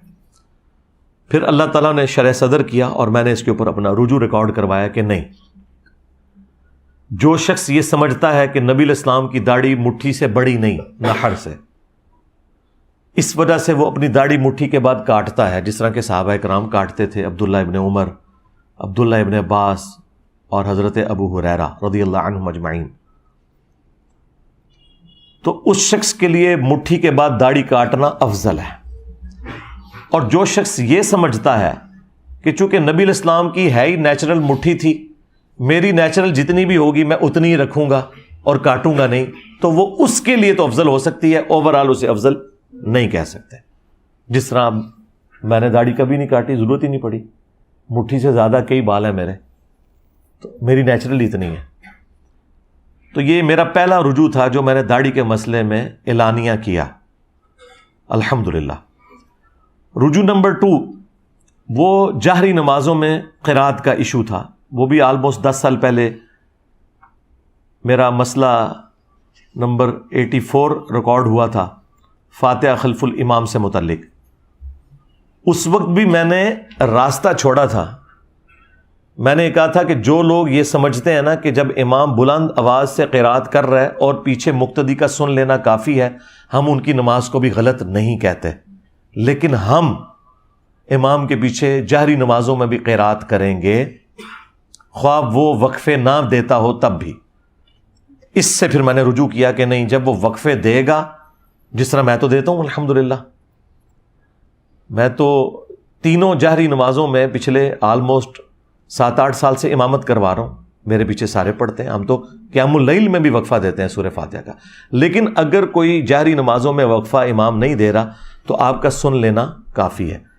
تو یہ میں نے اس پہ رجوع ریکارڈ کروایا، اور اس پہ میری کئی ایک ویڈیوز گواہ ہیں، مجھے آج بتانے کی ضرورت نہیں ہے۔ رجوع نمبر 3 میں نے کیا تھا رکوع میں رکعت ملنے کے حوالے سے، کہ رکوع میں جو رکعت ملنے کا ایشو ہے، اس میں تفرد ہے صرف امام بخاری رحمۃ اللہ علیہ کا اور چند اہل حدیث کا۔ ادروائز اہل سنت کے چاروں ائمہ، امام ابو حنیفہ، امام شافعی، احمد بن حنبل، امام مالک اور اہل تشیع بھی، یہ سب کے سب قائل ہیں کہ رکوع میں رکعت مل جاتی ہے، اور اس کیس میں وہ قیام کے اندر جو قرات ہے وہ ایکسیپشن ہے، اللہ تعالیٰ نے معافی دی ہوئی ہے، لیکن اس کی روٹین نہ بنائی جائے۔ اس کے حوالے سے میں نے دلائل ذکر کیے ہیں، وہ آپ میری ویڈیو دیکھ لیں، نیو امام کے پیچھے فاتحہ کا مسئلہ، اس میں نے قرات کا ایشو بھی ڈسکس کیا اور رکوع میں رکعت ملنے کا، اور یہ صحابہ کرام کے فتووں کی بنیاد پہ ہے۔ عبداللہ ابن مسعود رضی اللہ تعالیٰ عنہ کے ساتھ ایک بندہ نماز پڑھ رہا تھا، تو وہ رکوع میں ملا اور اس نے سلام پھیرنے کے بعد اپنی ایک رکعت مکمل کی، تو ابن مسعود نے اسے پکڑ کے بٹھا دیا کہ تیری نماز مکمل ہو چکی ہے، رکوع میں رکعت مل جاتی ہے۔ یہ سنن کبریٰ البیہقی میں، المصنف ابن ابی شیبہ میں موجود ہے۔ یعنی یہ کوئی ذاتی فتوے نہیں ہیں کسی بڑے عالم کے یا محدث کے یا فقیہ کے، یہ صحابہ کرام کا فتویٰ ہے۔ تو میں نے اس پہ رجوع کیا کہ رکوع میں رکعت مل جاتی ہے۔ مجھے تو اللہ کا شکر ہے اس تکلیف سے گزرنا ہی نہیں پڑتا، میں تو 5 نمازوں میں امامت کرتا ہوں، اور اس سے پہلے بھی میری کوشش ہوتی ہے کہ میں جماعت قائم ہونے سے پہلے ہی مسجد میں ہوں، لہٰذا مجھے اس تکلیف سے گزرنا نہیں پڑتا۔ رجوع نمبر 4 میں نے کیا تھا وہ باپا جانی کے حوالے سے۔ میرے ایک دوست نے مجھے کہا جی میرے پاس ایک ویڈیو آئی ہے جس میں انہوں نے کہا کہ اگر آپ کی چپل الٹی ہو جائے، یعنی اس کا تلوا آسمان کی طرف ہو جائے، تو آپ نے وہ چپل سیدھی نہیں کرنی۔ تو میں بھی جناب پھر بغیر ٹکٹ کے ان کے اوپر چڑھ دوڑا، ویڈیو ریکارڈ کروا دی۔ وہ جب ویڈیو 4-4.5 لاکھ پہ پہنچ گئی، اور مجھے کچھ لوگوں نے بتایا کہ جناب انہوں نے تو ویڈیو میں بالکل الٹ بات کی ہوئی ہے، جو آپ کہہ رہے ہیں وہی بات انہوں نے کی ہوئی ہے۔ تو پھر میں نے اس دوست کے ساتھ جو تو کی وہ کی، اس کے بعد پھر میں نے نہ اس سے پہلے کوئی واقعہ ایسا رپورٹ ہوا ہے نہ اس کے بعد، جب تک میں خود دیکھ نہ لوں، پوری تسلی نہ کر لوں، میں کوئی رائے قائم نہیں کرتا۔ اسی لیے میں اپنا ٹویٹر اکاؤنٹ نہیں بناتا کہ بعد میں ٹویٹس جو ہیں وہ جس ملک میں ISPR کے DG کو اپنے ٹویٹس ڈیلیٹ کرنی پڑ جائیں تو باقی تو شاہی کوئی نہیں۔ تو مجھے کیا تکلیف ہے کہ میں ٹویٹر اکاؤنٹ بنا کے تو رجوع ریکارڈ کراتا رہوں، پہلے تھوڑے کٹے میں کھولے انہیں، ایک اور کھول لوا۔ اس لیے میں بڑی تسلی کے ساتھ معاملات کو دیکھ کے کوئی رائے قائم کرتا ہوں۔ بہرحال ان واقعات سے آپ لرن کرتے ہیں، جیسا صحابہ کرام اگر غزوہ احد میں نبی علیہ السلام کی نافرمانی کر کے 70 صحابہ شہید نہ ہوتے اور حضور کے داں شہید نہ ہوتے تو صحابہ کرام کی ٹریننگ کیسے ہونی تھی؟ کل کو رومنز اور پرشینز کے خلاف اس طرح کی حکم عدولی افورڈ ہو سکتی تھی؟ کیا صحابہ سپر پاورز کا مقابلہ کر سکتے تھے اتنے لوز ڈسپلن کے ساتھ؟ اگر وہ غزوہ احد والی غلطی کے بعد اللہ تعالیٰ نے 60 آیات میں انہیں ڈانٹ پلا کے ان کی اصلاح نہ کی ہوتی؟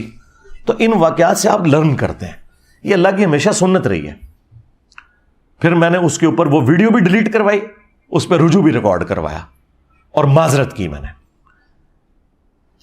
5واں جو میرا رجوع تھا وہ 12 ربیع الاول کے روزے سے متعلق، آلموسٹ آج سے میں نے 11 سال پہلے ویڈیو میں کہا تھا کہ 12 ربیع الاول کا آپ روزہ اگر رکھ لیں تو یہ جائز ہے، لیکن پھر بعد میں میری توجہ اس حوالے سے دلوائی گئی کہ سوموار کا روزہ تو ثابت ہے صحیح مسلم میں، نبی علیہ السلام کی پیدائش کی خوشی میں اور قرآن کے نزول کی خوشی میں، لیکن 12 ربیع الاول کا روزہ کہیں پہ رپورٹ نہیں ہوا۔ تو میں نے اس پہ پھر اپنا رجوع ریکارڈ کروایا تھا کہ 12 ربیع الاول کا روزہ آپ نہیں رکھیں گے، آپ نے میلاد کی خوشی منانی ہے تو صحیح مسلم میں جو آیا فیہ ولدت وفیہ انزل علیہ، اسی دن میں پیدا ہوا اور اسی دن مجھ پہ پہلی وحی نازل ہوئی، آپ پیر کا ہی روزہ رکھیں گے، 12 ربیع الاول کا روزہ نہ رکھیں۔ رجوع نمبر 6، آلموسٹ 8-9 مہینے پہلے میرے سامنے ایک پرچی آئی، وہ پڑھتے پڑھتے میں اختلاط کا شکار ہو گیا۔ یہ محدثین کے ہاں ایک ٹرم بولی جاتی ہے کہ دو چیزیں مکس ہو جانا، اگرچہ پڑھا آپ نے کچھ اور ہوتا ہے لیکن آپ کا دماغ کہیں اور گیا ہوتا ہے، اس وقت اس سے ملتی جلتی کسی بات کے ساتھ وہ مکس ہو جاتا ہے۔ اس کی بہت ساری مثالیں، امام بخاری امام مسلم کو بھی اختلاط لگا ہے کئی معاملات میں، اور وہ آج تک کتابوں میں ہے، راویوں کے ناموں میں ان کو اختلاط لگ گیا، بعد کے لوگوں نے بتایا نہیں، امام بخاری نے راوی کا نام غلط لکھ دیا، وہ الگ سے ایک ٹاپک ہے۔ وہ اختلاط اس طرح ہوا کہ مجھے ایک پرچی کسی نے بھیجی کہ جی وہ زیادہ ہنسنے سے دل مردہ ہو جاتا ہے، تو میں نے اس وقت کہہ دیا کہ یہ تو پاپا جانی نے کہا ہے۔ اچھا، میرے دماغ میں یہ تھا جو ہمیں بچپن سے پڑھایا جاتا تھا، چونکہ میں بھی دعوت اسلامی میں رہا، کہ جی زیادہ ہنسنے سے قبر میں اندھیرا ہوتا ہے، اور مسجد میں دنیاوی باتیں کرنے سے قبر میں اندھیرا ہوتا ہے۔ یہ ساری وہ جھوٹی روایتیں ہیں جو گھڑی گئی ہیں، لیکن یہ جو الفاظ ہے نا کہ زیادہ ہنسنے سے دل مردہ ہوتا ہے، اس میں بھی جتنی روایتیں ہیں وہ کمزور درجے کی ہیں۔ ایک روایت جامعہ ترمذی سنن ابن ماجہ میں حسن درجے تک پہنچتی ہے، لیکن بہرحال وہ روایت تو موجود ہے۔ تو وہ بعد میں مجھے کسی نے پرچی لکھ کے بھیجی کہ جی اس طرح روایت موجود ہے۔ میں نے جب چیک کی تو میں نے پھر 2-3 مختلف ویڈیوز کے اندر اس کے حوالے سے رجوع ریکارڈ کروایا کہ یہ مجھ سے مس ہینڈلنگ ہوئی، اور وہ اختلاط ہو جاتا ہے کسی بندے کو۔ رجوع نمبر 7، آج سے آلموسٹ 6 سال پہلے میں نے ایک جو ہماری مجلس چلا کرتی تھی نا، ان مجالس میں نے ایک ویڈیو میں ایک حدیث بیان کی صحیح بخاری کی، سورۃ النساء کی آیت کے کانٹیکسٹ میں، شان نزول کے طور پر، اور اب وہ حدیث کے قرائن بتا رہے تھے کہ میں نے رزلٹ تو بالکل ٹھیک نکال لیا، لیکن وہ رزلٹ درست نہیں تھا۔ نبی علیہ السلام کے جو پھوپھی زاد تھے حضرت زبیر رضی اللہ تعالیٰ عنہ، ان کا ایک شخص کے ساتھ جھگڑا ہوا، پانی لگانے کے کانٹیکسٹ میں۔ باغ کو پانی لگایا جاتا تھا نا، تو آج کل بھی آپ کو پتا ہے گاؤں ایریا میں کتنے جھگڑے ہوتے ہیں پانی کی، وہ جو نکالی ہوتی ہیں نالیاں ان کے اوپر۔ جب نبی علیہ السلام کی خدمت میں پیش ہوا، آپ نے پورے شواہد کی بنیاد پہ فیصلہ حضرت زبیر کے حق میں کر دیا۔ اس شخص نے اس کے جواب میں کہا کہ ہاں یہ آپ کی پھوپھی کا لڑکا ہے نا، اسی لیے آپ نے اس کے حق میں فیصلہ کیا۔ اب ظاہر ہے کہ یہ تو سیدھی سیدھی منافقانہ اپروچ ہے، اس میں تو کوئی شک ہی نہیں ہے۔ پھر اس پہ ترا یہ کہ اس پہ قرآن کی آیت نازل ہوئی کہ یہ اس وقت تک مومن ہی نہیں ہو سکتے کہ جب تک اپنے ہر فیصلے میں اے اللہ کے نبی آپ کو اپنا حاکم نہ مان لیں، اور پھر اپنے دل میں بھی کوئی تنگی محسوس نہ کریں اس فیصلے پہ۔ صرف اوپر اوپر سے نہیں ماننا کہ چلو جی ریٹ آف دی گورنمنٹ کو مانتے ہوئے یا قانون کی حکمرانی کو مانتے ہوئے میں کر لیتا ہوں لیکن وہی میرے نال زیادتی ہے، نہیں۔ رسول اللہ کے کیس میں آپ دل میں بھی اگر خیال لے کر آئے کہ میرے ساتھ زیادتی ہوئی ہے، ایمان سے فارغ۔ یہ آیت نازل ہوئی اس موقع پہ، تو میرا رزلٹ بالکل جینون تھا۔ میں نے کہا کہ وہ منافق تھا۔ اب جب میں نے بولا یہ منافق تھا تو قرائن کے مطابق تھا، جس طرح بخاری مسلم میں کہ ابن ابی بلتہ نے جب نبی علیہ السلام کی مخبری کر دی تو حضرت عمر نے کیا کہا تھا، یا رسول اللہ اجازت دے میں اس منافق کا گلا کاٹ دوں کہ جس نے نبی کا راز لیک کیا ہے۔ تو آپ نے فرمایا کہ عمر چھوڑ دو، بدری صاحب کی اگلی پچھلی غلطیاں معاف ہے۔ ایٹیچیوڈ منافقانہ تھا اس کا، لیکن تھا وہ بدری صحابی، دنیا سے مغلوب ہو گیا۔ اسی پہ امام بخاری نے باب باندھا ہے کہ اگر کوئی شخص اپنے علم کی بنیاد پہ کسی صحابی کو بھی کافر کہہ لیتا ہے نا تو اس پہ کفر کا فتویٰ نہیں لوٹے گا۔ جو یہ مجھے کہہ رہے تھے انجینئر صاحب کہتے ہیں کہ اگر کوئی حضرت ابوبکر کو کافر کہہ دے تو کافر نہیں ہوگا، جی جو اپنے علم کی بنیاد پہ کہتا ہے اس تک بات یہ پہنچی ہے وہ تو کافر نہیں ہوگا، لیکن اگر انجینئر صاحب حضرت ابوبکر کو تو چھوڑ دیں، میں تو اپنے مخالفین علماء کو بھی اگر کافر کہتا ہوں نا تو میں کافر ہو جاؤں گا، میرا معاملہ الگ ہے۔ اور یہ بات امام بخاری نے لکھی ہوئی صحیح بخاری میں، چیپٹر کی ہیڈنگ میں اس حدیث کو، ابن ابی بلتہ والی حدیث کو، لیکن بیچاروں نے نہ قرآن پڑھا نہ حدیث پڑھی۔ ان کو کیا پتا تھا کہ یہ سارا کچھ ہمارے اوپر امتحان آنا ہے کہ تمام علمی بحثیں جو کتابوں میں تھیں وہ عوام میں آ جائیں گی۔ تو میں نے تو اپنی جگہ بالکل جینون بات کی۔ تو ایک ہفتے کے بعد ایک اسٹوڈنٹ ہمارے آئے، انہوں نے وہ پبلک سیشن جو تھا مجلس ریکارڈ ہونے سے پہلے ہی مجھے کہا کہ جی علی بھائی آپ نے جو بیان کیا وہ تو منافق نہیں تھا۔ میں نے کہا نہیں وہ منافق تھا، وہ قرآن میں آیات نازل ہوئی ہیں کہ تم مومن نہیں ہو سکتے، تو قرآن نے اسی کو منافق کہا ہوا ہے نا، بالکل قرآن تو یہی بتا رہے ہیں نا، اس موقع پہ نازل ہوئی ہے۔ اس نے کہا نہیں جی اس کا ایک طریق بخاری میں دوسری جگہ ہے، اس میں الفاظ ہیں ایک انصاری صحابی. میں نے کہا اچھا. اس نے کہا یہ حدیث کا نمبر ہے. میں نے کھول کے دیکھا. اب بھی میں تعویل کر سکتا تھا کہ صحابی وہ قانوناً تھا، وہ تو عبداللہ ابن ابی کو بھی حضور نے صحابی کہا ہوا ہے، لیکن میں نے کہا نہیں یار یہ بہت دور کی بات ہو جائے گی. جب یہ لکھا ہے نا انصاری صحابی تو پھر ہم ابن ابی بلتا والا حکم ہی لگائیں گے، جس طرح حضرت عمر نے اس کو بدری صحابی کو منافق کہہ دیا تھا. اگر بدری صحابی کو حضرت عمر منافق کہہ دیں، اتنے بڑے صحابی، تو میں تو شاہی کوئی نہیں. اور میں جس انصاری کو کہہ رہا ہوں وہ ابن ابی بلتا کے مقابلے میں شاہی کوئی نہیں. تو میں نے اپنا رجوع ریکارڈ کروا دیا. اس طرح اینالوجی کا فرق بعض اوقات لگ جاتا ہے. تو یہ میرا وہ رجوع تھا، رجوع نمبر 7. اسی کی آپ ایکسٹینشن کر لیں. یہ جو پچھلے ہفتے ہماری ایک پوسٹ بھی اپلوڈ ہوئی تھی، رجوع نمبر 8 کہہ لیں اسے، وہ حرمت والے رشتوں سے متعلق. کیونکہ اس کے ساتھ ہی آپ اس کو جوڑیں گے تو آپ کو پھر اینالوجی بنانے میں آسانی ہو جائے گی کہ یہ اینالوجی صحابہ کرام سے بھی مس ہینڈلنگ ہو جاتی تھی. وہ حرمت والے جو رشتے رپورٹ ہوئے ہیں نا سورۃ النساء کی آیت نمبر 23 کے اندر، ان کے کانٹیکسٹ میں نے بیان کیا تھا. مجھے پرچی آئی تو میں نے وہ پرچی پڑھی، اس میں تھا کہ کیا بھتیجی اور بھانجی کی جو آگے سے اولاد ہے اس کے ساتھ رشتہ ہو سکتا ہے؟ تو میں نے کہا تھا کہ ہاں ہو سکتا ہے، اس لیے کہ اس کا باپ الگ ہے. اور میں نے قیاس کیا کہ خالہ اور پھوپھی کے ساتھ رشتہ نہیں ہو سکتا، لیکن خالہ اور پھوپھی کی اولاد کے ساتھ آپ کا رشتہ ہو جاتا ہے، اس لیے کہ اس کا باپ الگ ہے. تو میں نے اینالوجی اسی طریقے سے بنائی جس طرح کہ حضرت عمر نے اینالوجی بنا لی تھی ابن ابی بلتا کو منافق کہنے کی، یا مجھ سے مس ہینڈلنگ ہو گئی تھی ایک انصاری صحابی کو منافق کہنے کی، کیونکہ اس نے رسول اللہ کے فیصلے کو چیلنج کیا تھا اور کتنا گستاخانہ جملہ بولا کہ یہ آپ کے پھوپھی کا لڑکا ہے اس لیے آپ نے اس کے حق میں فیصلہ کیا ہے. مجھے بتائیں اس سے زیادہ توہین ہو سکتی ہے؟ تو میں نے اپنی جگہ وہ اینالوجی بنائی. پھر کیا ہوا کہ اسی ویک کے اندر، حالانکہ اتوار تو آ جانی تھی، میں نے اتوار کو بولنا تھا، لیکن مجھے منڈے یا ٹیوزڈے کو کاشف بھائی ہیں ہمارے فیصل آباد میں، مولانا اسحاق صاحب کے اسٹوڈنٹ ہیں اور ڈیسنٹ آدمی ہیں، انہوں نے مجھے کال کی کوئی دن 11 بجے. مجھے کہنے لگے کہ اس طرح آپ نے ایک مسئلہ بیان کیا ہے تو آپ نا اس کے اوپر تحقیق کریں، کیونکہ میں نے مختلف علماء سے پوچھا تو سارے علماء یہ کہہ رہے ہیں کہ جی بھتیجی اور بھانجی کی اولاد بھی اپنی بیٹی کی اولاد میں داخل ہے. میں نے کہا کوئی دلیل دی ہے؟ انہوں نے کہتے ہیں دلیل تو نہیں دی ہے لیکن یہ انڈرسٹوڈ ہے. میں نے کہا مجھے تو لگتا ہے کہ یہ بات درست نہیں ہے، کیونکہ خالہ اور پھوپھی بھی تو محرم رشتے ہیں اور ان کی اولاد آگے سے آپ کے لیے نامحرم ہے اور آپ ان سے شادی کر سکتے ہیں. تو ان کا یار میں نے تو اس طرف سوچا نہیں، واقعی ادھر تو یہ اینالوجی بنتی ہے تو ادھر یہ کیوں بنتی ہے؟ تو میں نے کہا اس پہ کوئی دلیل، کوئی قرآن کی آیت یا حدیث ہے تو مجھے بتائیں، میں انشاءاللہ نا اس پہ رجوع ریکارڈ کروا دوں گا. کہتے ہیں پھر مجھے ٹائم دیں. پھر انہوں نے مختلف علماء سے رابطہ کیا اور انہی میں سے ایک عالم دین تھے دیوبند مکتب کے، مولانا اسحاق صاحب کے وہ بڑے چاہنے والے اور ان کے اسٹوڈنٹس میں سے، ان کی آڈیو ریکارڈنگ انہوں نے مجھے واٹس ایپ کی اکیڈمی کے نمبر پہ، میں تو آپ کو پتہ ہے واٹس ایپ یوز ہی نہیں کرتا، اور مجھے انہوں نے ٹیکسٹ کیا کہ وہ آپ واٹس ایپ سن لیں. تو اس دوران پیرلل میں نے مختلف علماء کے ساتھ رابطہ کیا.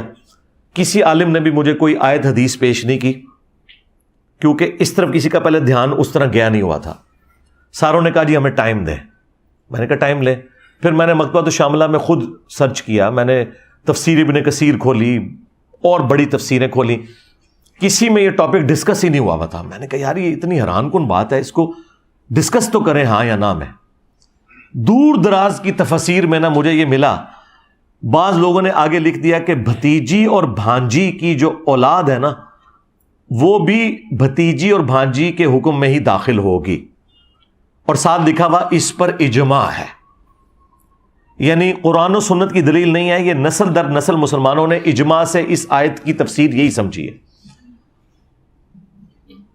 اب اس کے بعد ظاہر ہے کہ میں پھر مزید تحقیق میں پڑا. پھر میں نے کچھ شیعہ علماء سے رابطہ کیا، پاکستان کے بھی، عراق کے، ایران کے، وہ بھی سارے کھول کے بیٹھ گئے. انہوں نے کہا ہمارے ہاں بھی کوئی حدیث تو اس حوالے سے نہیں ملتی، یہ اجماع ہی چل رہا ہے اس کے اوپر. پھر مجھے کنفرم ہو گیا کہ اگر سنی اور شیعہ دونوں کے ہاں اجماع چل رہا ہے تو آپ کو پتہ ہے کہ اہل سنت کا تو منہج یہ ہے کہ قرآن، سنت، اجماع اور پھر اجتہاد اور قیاس. ویسے حنفی تو پہلے نمبر پہ قیاس اور اجتہاد مانتے ہیں، قرآن و سنت تو ان کے آگے شاہی کوئی نہیں، لیکن ہم تو پتہ ہے سنی منہج پہ ہیں، سنی فرقے میں نہیں ہے۔ تو پھر میں نے پوری تسلی کرنے کے بعد آپ نے دیکھا اس پوسٹ پہ لکھا، اور میں نے پوری اس کی دلیل لکھی کہ جس طرح خالہ اور پھوپھی اگرچہ محرم رشتے ہیں لیکن ان کی اولاد آپ کے لیے حلال ہے، یہ انالوجی آپ کی بھتیجی اور بھانجی پہ نہیں لگے گی۔ اگرچہ بھتیجی اور بھانجی محرم رشتے ہیں لیکن ان کی اولاد آپ کی اپنی سگی اولاد کی طرح کاؤنٹ ہوگی، حالانکہ وہ سگی اولاد نہیں ہے، وہ آپ کے بھائی کی اولاد ہے۔ تو لیکن چونکہ اس پہ اجماع تھا تو میں نے لکھا اس پہ سنی شیعہ کا اجماع ہے، اور جب اجماع ہو کسی بات کے اوپر پھر قیاس اور اجتہاد پیچھے رہ جاتا ہے۔ تو میں نے اتوار کا انتظار بھی نہیں کیا، پوسٹ بنائی اور دیکھیں پوسٹ پہ کیا لکھا ہوا تھا، رجوع، توبہ اور کلیریفیکیشن۔ ان کی تو موت ہے یہ توبہ کا لفظ لکھ دیں، انہوں نے تو چشتی رسول اللہ، اشرفی رسول اللہ سے توبہ نہیں کی ہوئی ہے اتنے بڑے بڑے بلنڈرز کے ساتھ۔ تو میں نے اس پہ توبہ کا لفظ بھی لکھا، اور پھر بعض لوگوں نے نیچے کومنٹس کیے کہ اس پہ ویڈیو بنائے، میں نے کہا انشاءاللہ ویڈیو میں کلیریفیکیشن دے دوں گا۔ اور دیکھیں اس شر میں سے کتنا بڑا خیر نکلا کہ میں نے وہ سارے کے سارے رجوع جو 15 سالوں میں تھے وہ ایک جگہ جمع آج کر رہا ہوں، اس کی برکت سے۔ یہ فائدہ ہوتا ہے نا۔ یہ 8 مکمل ہو گئے جی رجوع، اور اب رجوع نمبر 9، اور وہ رجوع نمبر 9 حال ہی میں تازہ میں نے کیا ہے کہ مزارات پہ آپ جا سکتے ہیں۔ میں شروع دن سے مخالف تھا کہ قبروں پہ جانا ہے، جو مسلم میں حدیث ہے قبروں پہ جاؤ تاکہ آخرت کی یاد آئے، یہ دنیا سے بے رغبتی دلاتی ہیں۔ اور میں نے کہا تھا یہ مزار جو ہے نا یہ رسول اللہ کی نافرمانی میں بنائے گئے ہیں۔ نبی الاسلام کی حدیث ہے مسلم میں کہ میں تمہیں منع کرتا ہوں قبروں کو پکا کرنے سے، ان پہ عمارت بنانے سے، ان پہ بیٹھنے سے۔ مجاور بن کے بیٹھنا بھی حرام ہے، ڈائریکٹ بیٹھنا بھی حرام ہے۔ لیکن آپ کو پتا ہے کہ اسی سال میں نے اس پہ رجوع کیا ہے۔ ویسے ہے یہ رجوع خطرناک ہے، خطرناک سے بھی اگلا ورژن۔ میں نے کہا تھا آپ مزار پہ بھی جا سکتے ہیں، لیکن ایک شرط کے ساتھ کہ آپ نے مزار پہ کھڑے ہو کے دونوں ہاتھ بلند کرنے ہیں اور بلند آواز سے کہنا ہے کہ اے اللہ یہاں جو بابا دفن ہے اس کے اگلے پچھلے گناہ جو یہ اپنی زندگی میں چھپ چھپ کے کرتا رہا گناہ یا لوگوں کے سامنے کرتا رہا، چھوٹے گناہ اس کے بڑے گناہ معاف کر دے، اور آمین بھی اونچی آواز سے کہنا ہے۔ اور پھر کہنا ہے اے اللہ اس بزرگ کی قبر میں کیڑے نہ پڑیں، اے اللہ اس پہ سام مسلط نہ ہو، اے اللہ اس بزرگ کو قبر میں عذاب نہ دیا جائے۔ ویسے اینی دعاؤں تو پہلے ہی تسی بھی بزرگوں کو پہنچ جاؤ گے۔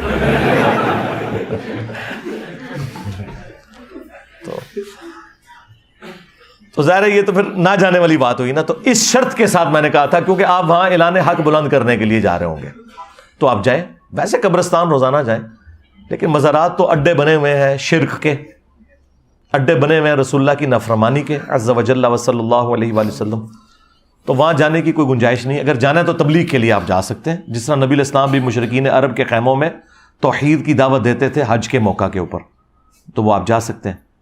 تو یہ میرا رجوع نمبر 9 تھا۔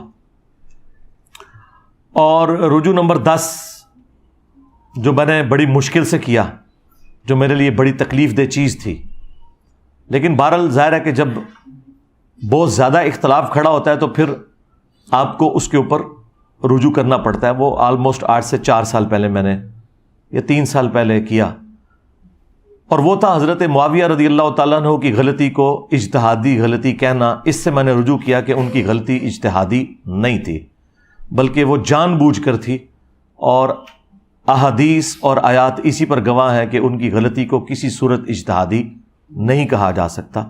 زیادہ سے زیادہ ان کی غلطی اجتہادی قتل عمار سے پہلے کنسیڈر ہو سکتی ہے۔ قتل عمار کے بعد جب ان کے اپنے ساتھیوں میں سے بھی کئی لوگوں نے توبہ کر لی اور انہیں آ کے سمجھایا، اس کے باوجود وہ اپنی غلطی پر اڑے رہے، اب اسے اجتہادی نہیں کہا جا سکتا۔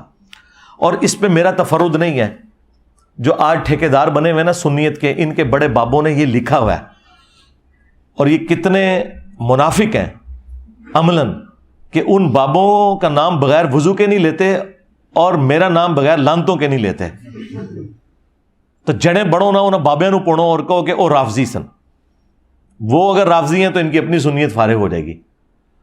تو آلموسٹ 3-4 سال پہلے آپ کو پتا ہے کہ ایک شیعہ کے جلوس کے اندر حضرت معاویہ رضی اللہ تعالیٰ عنہ پہ لعنت کی، جس کو میں نے کنڈیم کیا، اور اس کانٹیکسٹ میں میں نے ایک تفصیلی ویڈیو بھی ریکارڈ کروائی تھی کہ صحابہ کرام کو گالی دینا حرام ہے، اس میں میں نے سب و شتم والی ساری روایتیں ڈسکس کی، اور ایک اور ویڈیو اسی دوران میں نے ریکارڈ کرائی جس میں میں نے اجتہادی غلطی والے معاملے میں رجوع کیا، اور اس کا عنوان تھا حضرت معاویہ رضی اللہ تعالیٰ عنہ 15 اہل سنت کے اماموں کے اقوال کی روشنی میں۔ یہ میری یعنی بہترین ویڈیوز میں سے، جس میں نے پرانے سارے بزرگوں کے اقوال اس حوالے سے بتائے، اور ان میں نے ان کے حنفیوں کے بڑے بزرگوں کا حوالہ بھی دیا تھا، ملا علی قاری کا۔ ملا علی قاری 1014 ہجری میں فوت ہوئے، ان سے بڑا کوئی حنفیوں کا امام نہیں ہے، یہ چند بڑے اماموں میں سے ہیں امام حنیفہ کے بعد اس امت میں جن کے اوپر پوری حنفیت کھڑی ہوئی ہے، اور یہ کوئی لوکل امام نہیں ہے۔ ملا سے مراد آپ ملا عمر کی کوئی رشتہ داری نہ سمجھیے گا، یہ ملا علی قاری پوری دنیا میں اتھارٹی مانا جاتا ہے حنفیوں کے ہاں، کیونکہ اس نے مشکات المصابیح کی شرح لکھی مرقہ، اور اس شرح میں چونکہ مشکات المصابیح تو احادیث کا مجموعہ ہے اور پوری فقہ حنفی کی موت ہے حدیثیں ڈسکس کرنا، تو اسے ایک شرح لکھنی پڑی فقہ حنفی کو ثابت کرنے کے لیے حدیثوں کے خلاف۔ تو کوئی بڑا بندہ ہی چاہیے تھا نا جو ہر حدیث کو کاؤنٹر کر کے کہتا نہیں ہمارا امام صحیح کہہ رہا ہے، یہ حدیث غلط ہے۔ تو اس کے لیے ایک امام لانچ ہوا ملا علی قاری، جو بریلویوں اور دیوبندیوں کے امام اور حنفیوں کے بڑے امام، اور بریلوی دیوبندی کی تقسیم سے پہلے کے ہیں وہ۔ ملا علی قاری نے مرقہ لکھی، اور اس میں جب حدیث آئی نا 5878 قتل عمار والی حدیث، تو اس میں انہوں نے کچھ جملے لکھے، اور اب یہ اردو ترجمے کے ساتھ تو اب انہوں نے شائع کیے دیوبندیوں نے، میں تو بہت پہلے اپنے پمفلٹ کربلا بارے میں اسے ڈال چکا تھا۔ انہوں نے جو جملے لکھے ہیں نا، میری ویڈیوز تو اس کے سامنے شائع کوئی نہیں۔ انہوں نے پہلا جملہ لکھا اس میں کہ حضرت معاویہ پر واجب تھا کہ وہ خلیفہ وقت علی ابن ابی طالب کی بیعت کر لیتے، یعنی انہوں نے واجبیت کا ترک کیا۔ جو مسلم میں آتا ہے جو بغیر امام کے بیعت کے مرا وہ جاہلیت کی موت مرا، وہ ساری حدیثوں کے حوالے سے انہوں نے کہا کہ ان پہ واجب تھا کہ اپنے امام کو پہچانتے۔ نمبر 2، دنیا کی منفعت کے لیے، خلافت کے حصول کے لیے اپنی خواہش کو ترک کر دیتے ہیں، یعنی انہوں نے کہا کہ یہ جو حضرت علی کے خلاف وہ لڑے، وہ کوئی قصاص عثمان کا چکر نہیں تھا، بلکہ وہ خود خلیفہ بننا چاہتے تھے۔ دیکھ لو، یعنی ایک بندہ اندر تک وڑ گیا ہے، وہ دل دیکھ اور فتویٰ لگا رہا ہے۔ اچھا، نمبر 3، وہ باطن میں باغی تھے، لیکن ظاہراً خون عثمان کو انہوں نے اپنی ڈھال بنایا ہوا تھا لوگوں کو دکھانے کے لیے۔ اے بھی نال لکھا ہے، جیسے یہاں پہ پولیٹیشنز کرتے ہیں نا، سامنے کوئی اور ریزن رکھتے ہیں اور پیچھے کچھ اور ہوتا ہے۔ تو انہوں نے کہا کہ اندر سے وہ باغی تھے، وہ حضرت علی کو خلیفہ ہی نہیں ماننا چاہتے تھے، پبلک کی آنکھوں میں دھول جھونکنے کے لیے انہوں نے حضرت عثمان کی شہادت اور قصاص کو اپنی ڈھال بنایا ہوا تھا لوگوں کو دکھانے کے لیے۔ آپ ذرا یہ جملوں کے اوپر غور کریں۔ نمبر 4، انہوں نے کہا کہ قتل عمار والی حدیث تقتلہ الفئۃ الباغیہ 2812 2812 ہاں 2812 یہ میری بوتل ہوتے لکھے ہے۔ اچھا، قتل عمار والی حدیث حضرت معاویہ کی چھپی ہوئی بغاوت کو ظاہر کر دیتی ہے، یہ چوتھا فکر۔ اور 5واں انہوں نے لکھا کہ حضرت معاویہ کے عمل نے قرآن اور سنت دونوں کو پیٹھ کے پیچھے ڈال دیا، یعنی بجائے انہوں نے قرآن و سنت پہ عمل کرنے کے، انہوں نے اپنے اس نفس کی پیروی کرتے ہوئے یہ سب کچھ کیا۔ مجھے بتائیں اس کے بعد کوئی جملہ رہ گیا کہ کوئی بولتے؟ پھر پتہ کیا انہوں نے اینڈ پہ کہا، لیکن ہمیں چاہیے کہ ہم اپنی زبانیں بند رکھیں۔ ہاں، یہی تو ہم کہہ رہے ہیں کہ ہم اس سے ہلکی باتیں کر کے اور ڈائریکٹ حدیثیں بیان کر کے اپنی زبانیں بند کیے ہوئے ہیں، اور ملا علی قاری یہ سارے فتوے بیان کر کے بھی کہہ رہا ہے زبان ہمیں بند رکھنی چاہیے۔ یعنی ملا علی قاری المتوفی 1014 ہجری، یقین کریں میں تو اس کے بعد انہیں دل سے کہتا ہوں رحمہ اللہ۔ ہاں، انہوں نے بتا دیا کہ یہ سارا اختلاف کرنا کوئی رافضیت نہیں ہے۔ اور دوسرا فتویٰ ملا علی قاری سے بھی بڑے امام جو ان سے بھی پہلے گزرے 855 ہجری میں فوت ہوئے، انہوں نے عمدۃ القاری صحیح بخاری کی شرح لکھی، بدر الدین عینی۔ ایک ہی زمانے میں دو امام ہیں، ابن حجر اسقلانی نے فتح الباری لکھی 852 ہجری میں فوت ہوئے، اور 855 ہجری میں 3 سال کے بعد انہی کے زمانے میں تھے۔ فوت ہوئے بدر الدین عینی، انہوں نے بخاری کی شرح لکھی اور انہوں نے بھی وہی کام کیا جو مشکات کی شرح لکھتے ہوئے فقہ حنفی کو ثابت کرنے کے لیے جو مولا علی قاری نے پاپڑ بیلے تھے نا، وہی پاپڑ بخاری کے خلاف بیلے بدر الدین عینی نے اپنی فقہ حنفی کو ثابت کرنے کے لیے، کیونکہ بخاری تو فقہ حنفی کے خلاف ہے۔ اچھا، انہوں نے بھی یہ کیا کہ وہ 7083 نمبر حدیث جو بخاری میں آتی ہے نا کہ جب کوئی مسلمان دوسرے مسلمان پہ تلوار اٹھائے تو دونوں جہنمی ہیں، اس کی وہ شرح لکھتے ہیں۔ اور یہ اس کانٹیکسٹ میں ہے کہ وہ ایک تابعی جو ہیں وہ حضرت علی کی حمایت میں کھڑے ہوتے ہیں، تو ابو بکرہ صحابی انہیں روکتے ہیں کہ بھئی میں نے رسول اللہ سے سنا تھا جب ایک مسلمان دوسرے پہ تلوار اٹھائے تو دونوں جہنمی ہیں۔ اور پھر ہم نے نبی علیہ السلام سے پوچھا کہ جو قتل ہو جائے وہ کیوں جہنمی ہے، قاتل تو جہنمی ہے؟ تو نبی علیہ السلام نے فرمایا اس مقتول نے بھی تو اپنے بھائی کے قتل کا ارادہ کیا تھا، وہ بھائی کامیاب ہو گیا، لہذا دونوں ہی جہنم میں۔ اس حدیث کو استغفر اللہ واتوب الیہ حضرت ابو بکرہ نے حضرت عائشہ اور حضرت علی کی جنگ کے اوپر فٹ کر کے مطلب اس میں سے کیا رزلٹ نکالا کہ دونوں جہنمی ہیں، تو غلطی لگ گئی ان کو۔ انجینئر ہوتے ان کے ساتھ ہوتا ہے انجینئر ابو بکرہ، تو یہ رافضی کہہ دیتے، لیکن وہ انجینئر نہیں تھے نا، سمپل صحابی تھے، وہ ابو بکرہ کہہ دیا۔ اب یہ اتنی خطرناک بات تھی اور یہ بالکل ردی کی ٹوکری میں ان کا فتویٰ پھینکنے والا ہے۔ یہ حدیث اس کے بارے میں ہے ہی نہیں ہے۔ یہ حدیث اس صورت میں اپلائی ہوگی جب کوئی ناحق کسی کے خلاف تلوار اٹھائے، کوئی لسانیت کی بنیاد پہ لڑے، لیکن جب سورہ الحجرات میں آیا کہ جب مومنوں کا گروہ باغی ہو جائے اس کے خلاف تلوار اٹھاؤ جب تک کہ وہ توبہ نہ کر لے۔ اسی کے تحت حضرت علی نے جنگ جمل صفین اور نہروان لڑی تھی۔ حضرت علی سے زیادہ کوئی قرآن نہیں جانتا تھا۔ یہ حدیث حضرت علی پہ نہیں فٹ ہوتی تھی، نہ حضرت عائشہ پہ۔ حضرت علی نے جنگ بالکل حق کے اوپر کی۔ اس کے اوپر خیر میں الگ سے کئی ایک ویڈیوز میری ریکارڈڈ ہے۔ بہرحال یہ جو حدیث ہے نا 7083، اس کے کانٹیکسٹ میں بدر الدین عینی نے لکھا کہ علامہ کرمانی تو کہتے ہیں کہ حضرت معاویہ کو 1 اجر ملے گا اور حضرت علی کو 2 اجر ملیں گے، کیونکہ حضرت علی حق پہ تھے اور دونوں مجتہد تھے۔ تو بدر الدین عینی پتہ کیا لکھتے ہیں؟ وہ کہتے ہیں میں کہتا ہوں کہ حضرت معاویہ کو 1 اجر کیسے ملے گا جبکہ ان تک قتل عمار والی حدیث پہنچ چکی تھی۔ سرکار 2812 سارے دے گاٹے فٹ ہوئی جے، دیکھ لو ملا علی قاری متاثر ہوا 2812 تو تائیں انہیں کیا نا 5878 نمبر حدیث۔ اچھا بدر الدین عینی بھی کہتا ہے بھی 2812 آ گئی ہے، ہن بھابی دی گل اسی کیوں بنی ہے؟ ہاں یہ 2812 ایویں نہیں بوتل اتنے لکھی ہوئی ہے، دوسرا تھلے لکھا ہے فرقوں کی دکانیں بند، the damage has been done, ایویں لکھا ہوا ہے۔ اچھا تو وہ کہتے ہیں یہ کیسے ہو گیا کہ جب قتل عمار والی حدیث موجود ہے اس کے بعد آپ کہیں کہ جی ان کو 1 اجر ملے گا؟ پھر اینڈ پہ انہوں نے جملہ بڑا سخت بولا، انہوں نے کہا کہ کیا حضرت معاویہ اس پہ راضی نہیں کہ اللہ تعالیٰ انہیں چھوڑ دے برابر، بجائے اس کے کہ انہیں 1 اجر بھی ملے؟ اللہ تعالیٰ انہیں اگر بخش دینا ان کے لیے یہی لائف ٹائم اچیومنٹ ہے، اجر تو چھڑ دو۔ اچھا اب چونکہ وہ انجینئر بدر الدین عینی نہیں تھا لہذا وہ رافضی نہیں ہوا۔ سمجھ آئیے آپ کو بات کی؟ اور یہ بات بالکل بدر الدین عینی کی درست ہے، کیونکہ یہ حدیث غلط فٹ کر رہے ہیں۔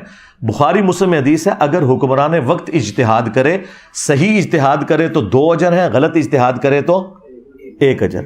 اور اس پہ امام بخاری نے باقاعدہ باب باندھا ہے کہ حاکم وقت کا اجتہاد، یعنی حضرت علی اگر جنگ جمل صفین نہروان نعوذ باللہ غلط بھی لڑتے 1 اجر مل جاتا پھر بھی، اور الحمدللہ انہوں نے بخاری مسلم کی روشنی میں صحیح لڑی ہے تو 2 اجر ہیں۔ مخالف کے اجر کی تو کبھی بات ہی نہیں ہوئی ہے، یعنی خلیفہ راشد کا باغی اور ان کے خلاف کھڑے ہونے والا شخص مجتہد کیسے ہو سکتا ہے؟ تو ٹھیک ہے پھر کہو کہ حضرت عثمان کے مخالفین جو تھے، وہ جو صحابہ تھے وہ بھی مجتہد تھے، جو منکرین زکوٰۃ حضرت ابوبکر کے خلاف کھڑے ہوئے وہ مجتہد تھے۔ اللہ رسول آخرت کو تو مانتے تھے نا، صرف وہ کہتے تھے کہ ہم زکوٰۃ نہیں دیں گے۔ اس طرح مطلب رزلٹ نکالے جاتے ہیں۔ صرف حضرت علی کی باری آتی ہے تو یہ لوگ جو ہے وہ ٹامک ٹوئیاں کرنا شروع کر دیتے ہیں، تو دیکھیں پھر اللہ نے کتنی بڑی بلا ان کے اوپر چھوڑی ہے، نہ پچھلے چڈے نہ اگلے چڈے۔ ہاں علی کے جیسا ہے ہی کوئی نہیں، بنو امیہ تھے شے ہی کوئی نہیں، ٹھیک ہے۔ تو یہ چیزیں تھیں، تو یہ میں نے پھر وہ فتوے، یہ میرے کربلا والا ریسرچ پیپر بھی آپ منگوا سکتے ہیں، واقعہ کربلا کا حقیقی پس منظر 72 صحیح الاسناد احادیث کی روشنی میں 200 احادیث ہیں، اکثر بخاری مسلم سے، صبح 9 سے شام 5 بجے تک ہمارا فون نمبر کھلا ہوتا ہے. نماز کی ٹائمنگ یا کوئی اور ایشو ہو جائے الگ بات, واٹس ایپ بھی اس پہ بنا ہوا ہے. 032159000162 آپ کال کریں. فری آپ کے گھر ڈاک آئے گی. 12 کا پیکج, 3 اذکار کارڈ اور 9 ریسرچ پیپرز. اس میں کربلا والا ریسرچ پیپر بھی ہے اور 8 مزید ہیں. صرف آپ کو TCS کا 500 روپیہ خرچہ دینا ہے, آپ کے گھر یہ فری جائے گا. ہم لاکھوں بانٹ چکے ہیں اللہ کے فضل سے, کوئی مسئلہ ہی نہیں ہوتا. میں مسلح اٹھاتا ہوں, نیچے سے سونے کی ایک ڈلی نکالی, عثمان بھائی کو دیتا ہوں, جا کے بیچتے ہیں, پھر 1,85,20 چھپوا لینا. کوئی مسئلہ ہی نہیں. تو فری جاتا ہے. اور یہاں پہ جتنے لوگ آ رہے ہیں پچھلے آلموسٹ 10-12 سال سے, اللہ کے فضل سے سب کو ہم ریسرچ پیپرز فری دیتے ہیں. آپ لوگوں کو بھی اینڈ میں مل جائیں گے انشاءاللہ تعالی. تو وہ آپ منگوا کے پڑھیں. تو اس میں میں نے یہ ساری چیزیں ایک مینیجیبل فارم میں جمع کی ہوئی ہیں. باقی میرے کئی ایک جو لیکچرز ہیں وہ اس کے اوپر گواہ ہیں. بہرحال اس کی برکت سے یہ ہو گیا کہ یہ میں نے سارے رجوع ایک جگہ جمع کر دیے جو عقائد اور نظریات کے اعتبار سے تھے. باقی میں نے آپ کو کہا کہ کسی روایت کے حوالے سے کوئی حکم ہے تو اس کے اوپر پھر یہی ہے کہ چونکہ اوریجنل ڈاکٹرن میری نہیں بدلتی, تو میں کسی روایت کے حوالے سے کوئی بات کر دوں تو اس سے کوئی فرق نہیں پڑتا. اوریجنل ڈاکٹرن اپنی جگہ پہ موجود ہے, اور اس کی میں نے مثال آپ کو شروع میں بھی دے دی. اور بھی کئی ایک مثالیں موجود ہیں, وہ آپ کو ویڈیو سے پتہ چل جائیں گی. بہرحال اللہ کا شکر ہے کہ یہ میرے ایک ذمہ قرض تھا جو میں نے اپنی زندگی میں اتار کے اس کو ویڈیو ریکارڈنگ میں لے آیا ہوں, تاکہ آپ کو ادھر ادھر بھاگنا نہ پڑے. کیونکہ جی دسو جی انجینئر صاحب نے کتنے رجوع کیتا ہے جی اس گال تو وہ آپ یہ ایک ہی ویڈیو, اس کا ہم اردو میں بھی ٹائٹل رکھ دیں گے, انجینئر کے 10 رجوع, یا جو بھی ایک آپٹیمل اس وقت اردو میں بنے گا وہ انشاءاللہ ہم رکھ دیں گے, تاکہ آپ کو اس حوالے سے آسانی ہو جائے. ہمارا جو آج کا پبلک سیشن نمبر 94 ہے بمطابق 14 مئی 2023, اللہ کے فضل سے یہ بھی ریکارڈنگ ہوگی. صلو علی محمد و آل محمد, اللہم صلی علی محمد وعلی آل محمد و اصحاب محمد و ازواج محمد و امت محمد اجمعین الی یوم الدین, آمین.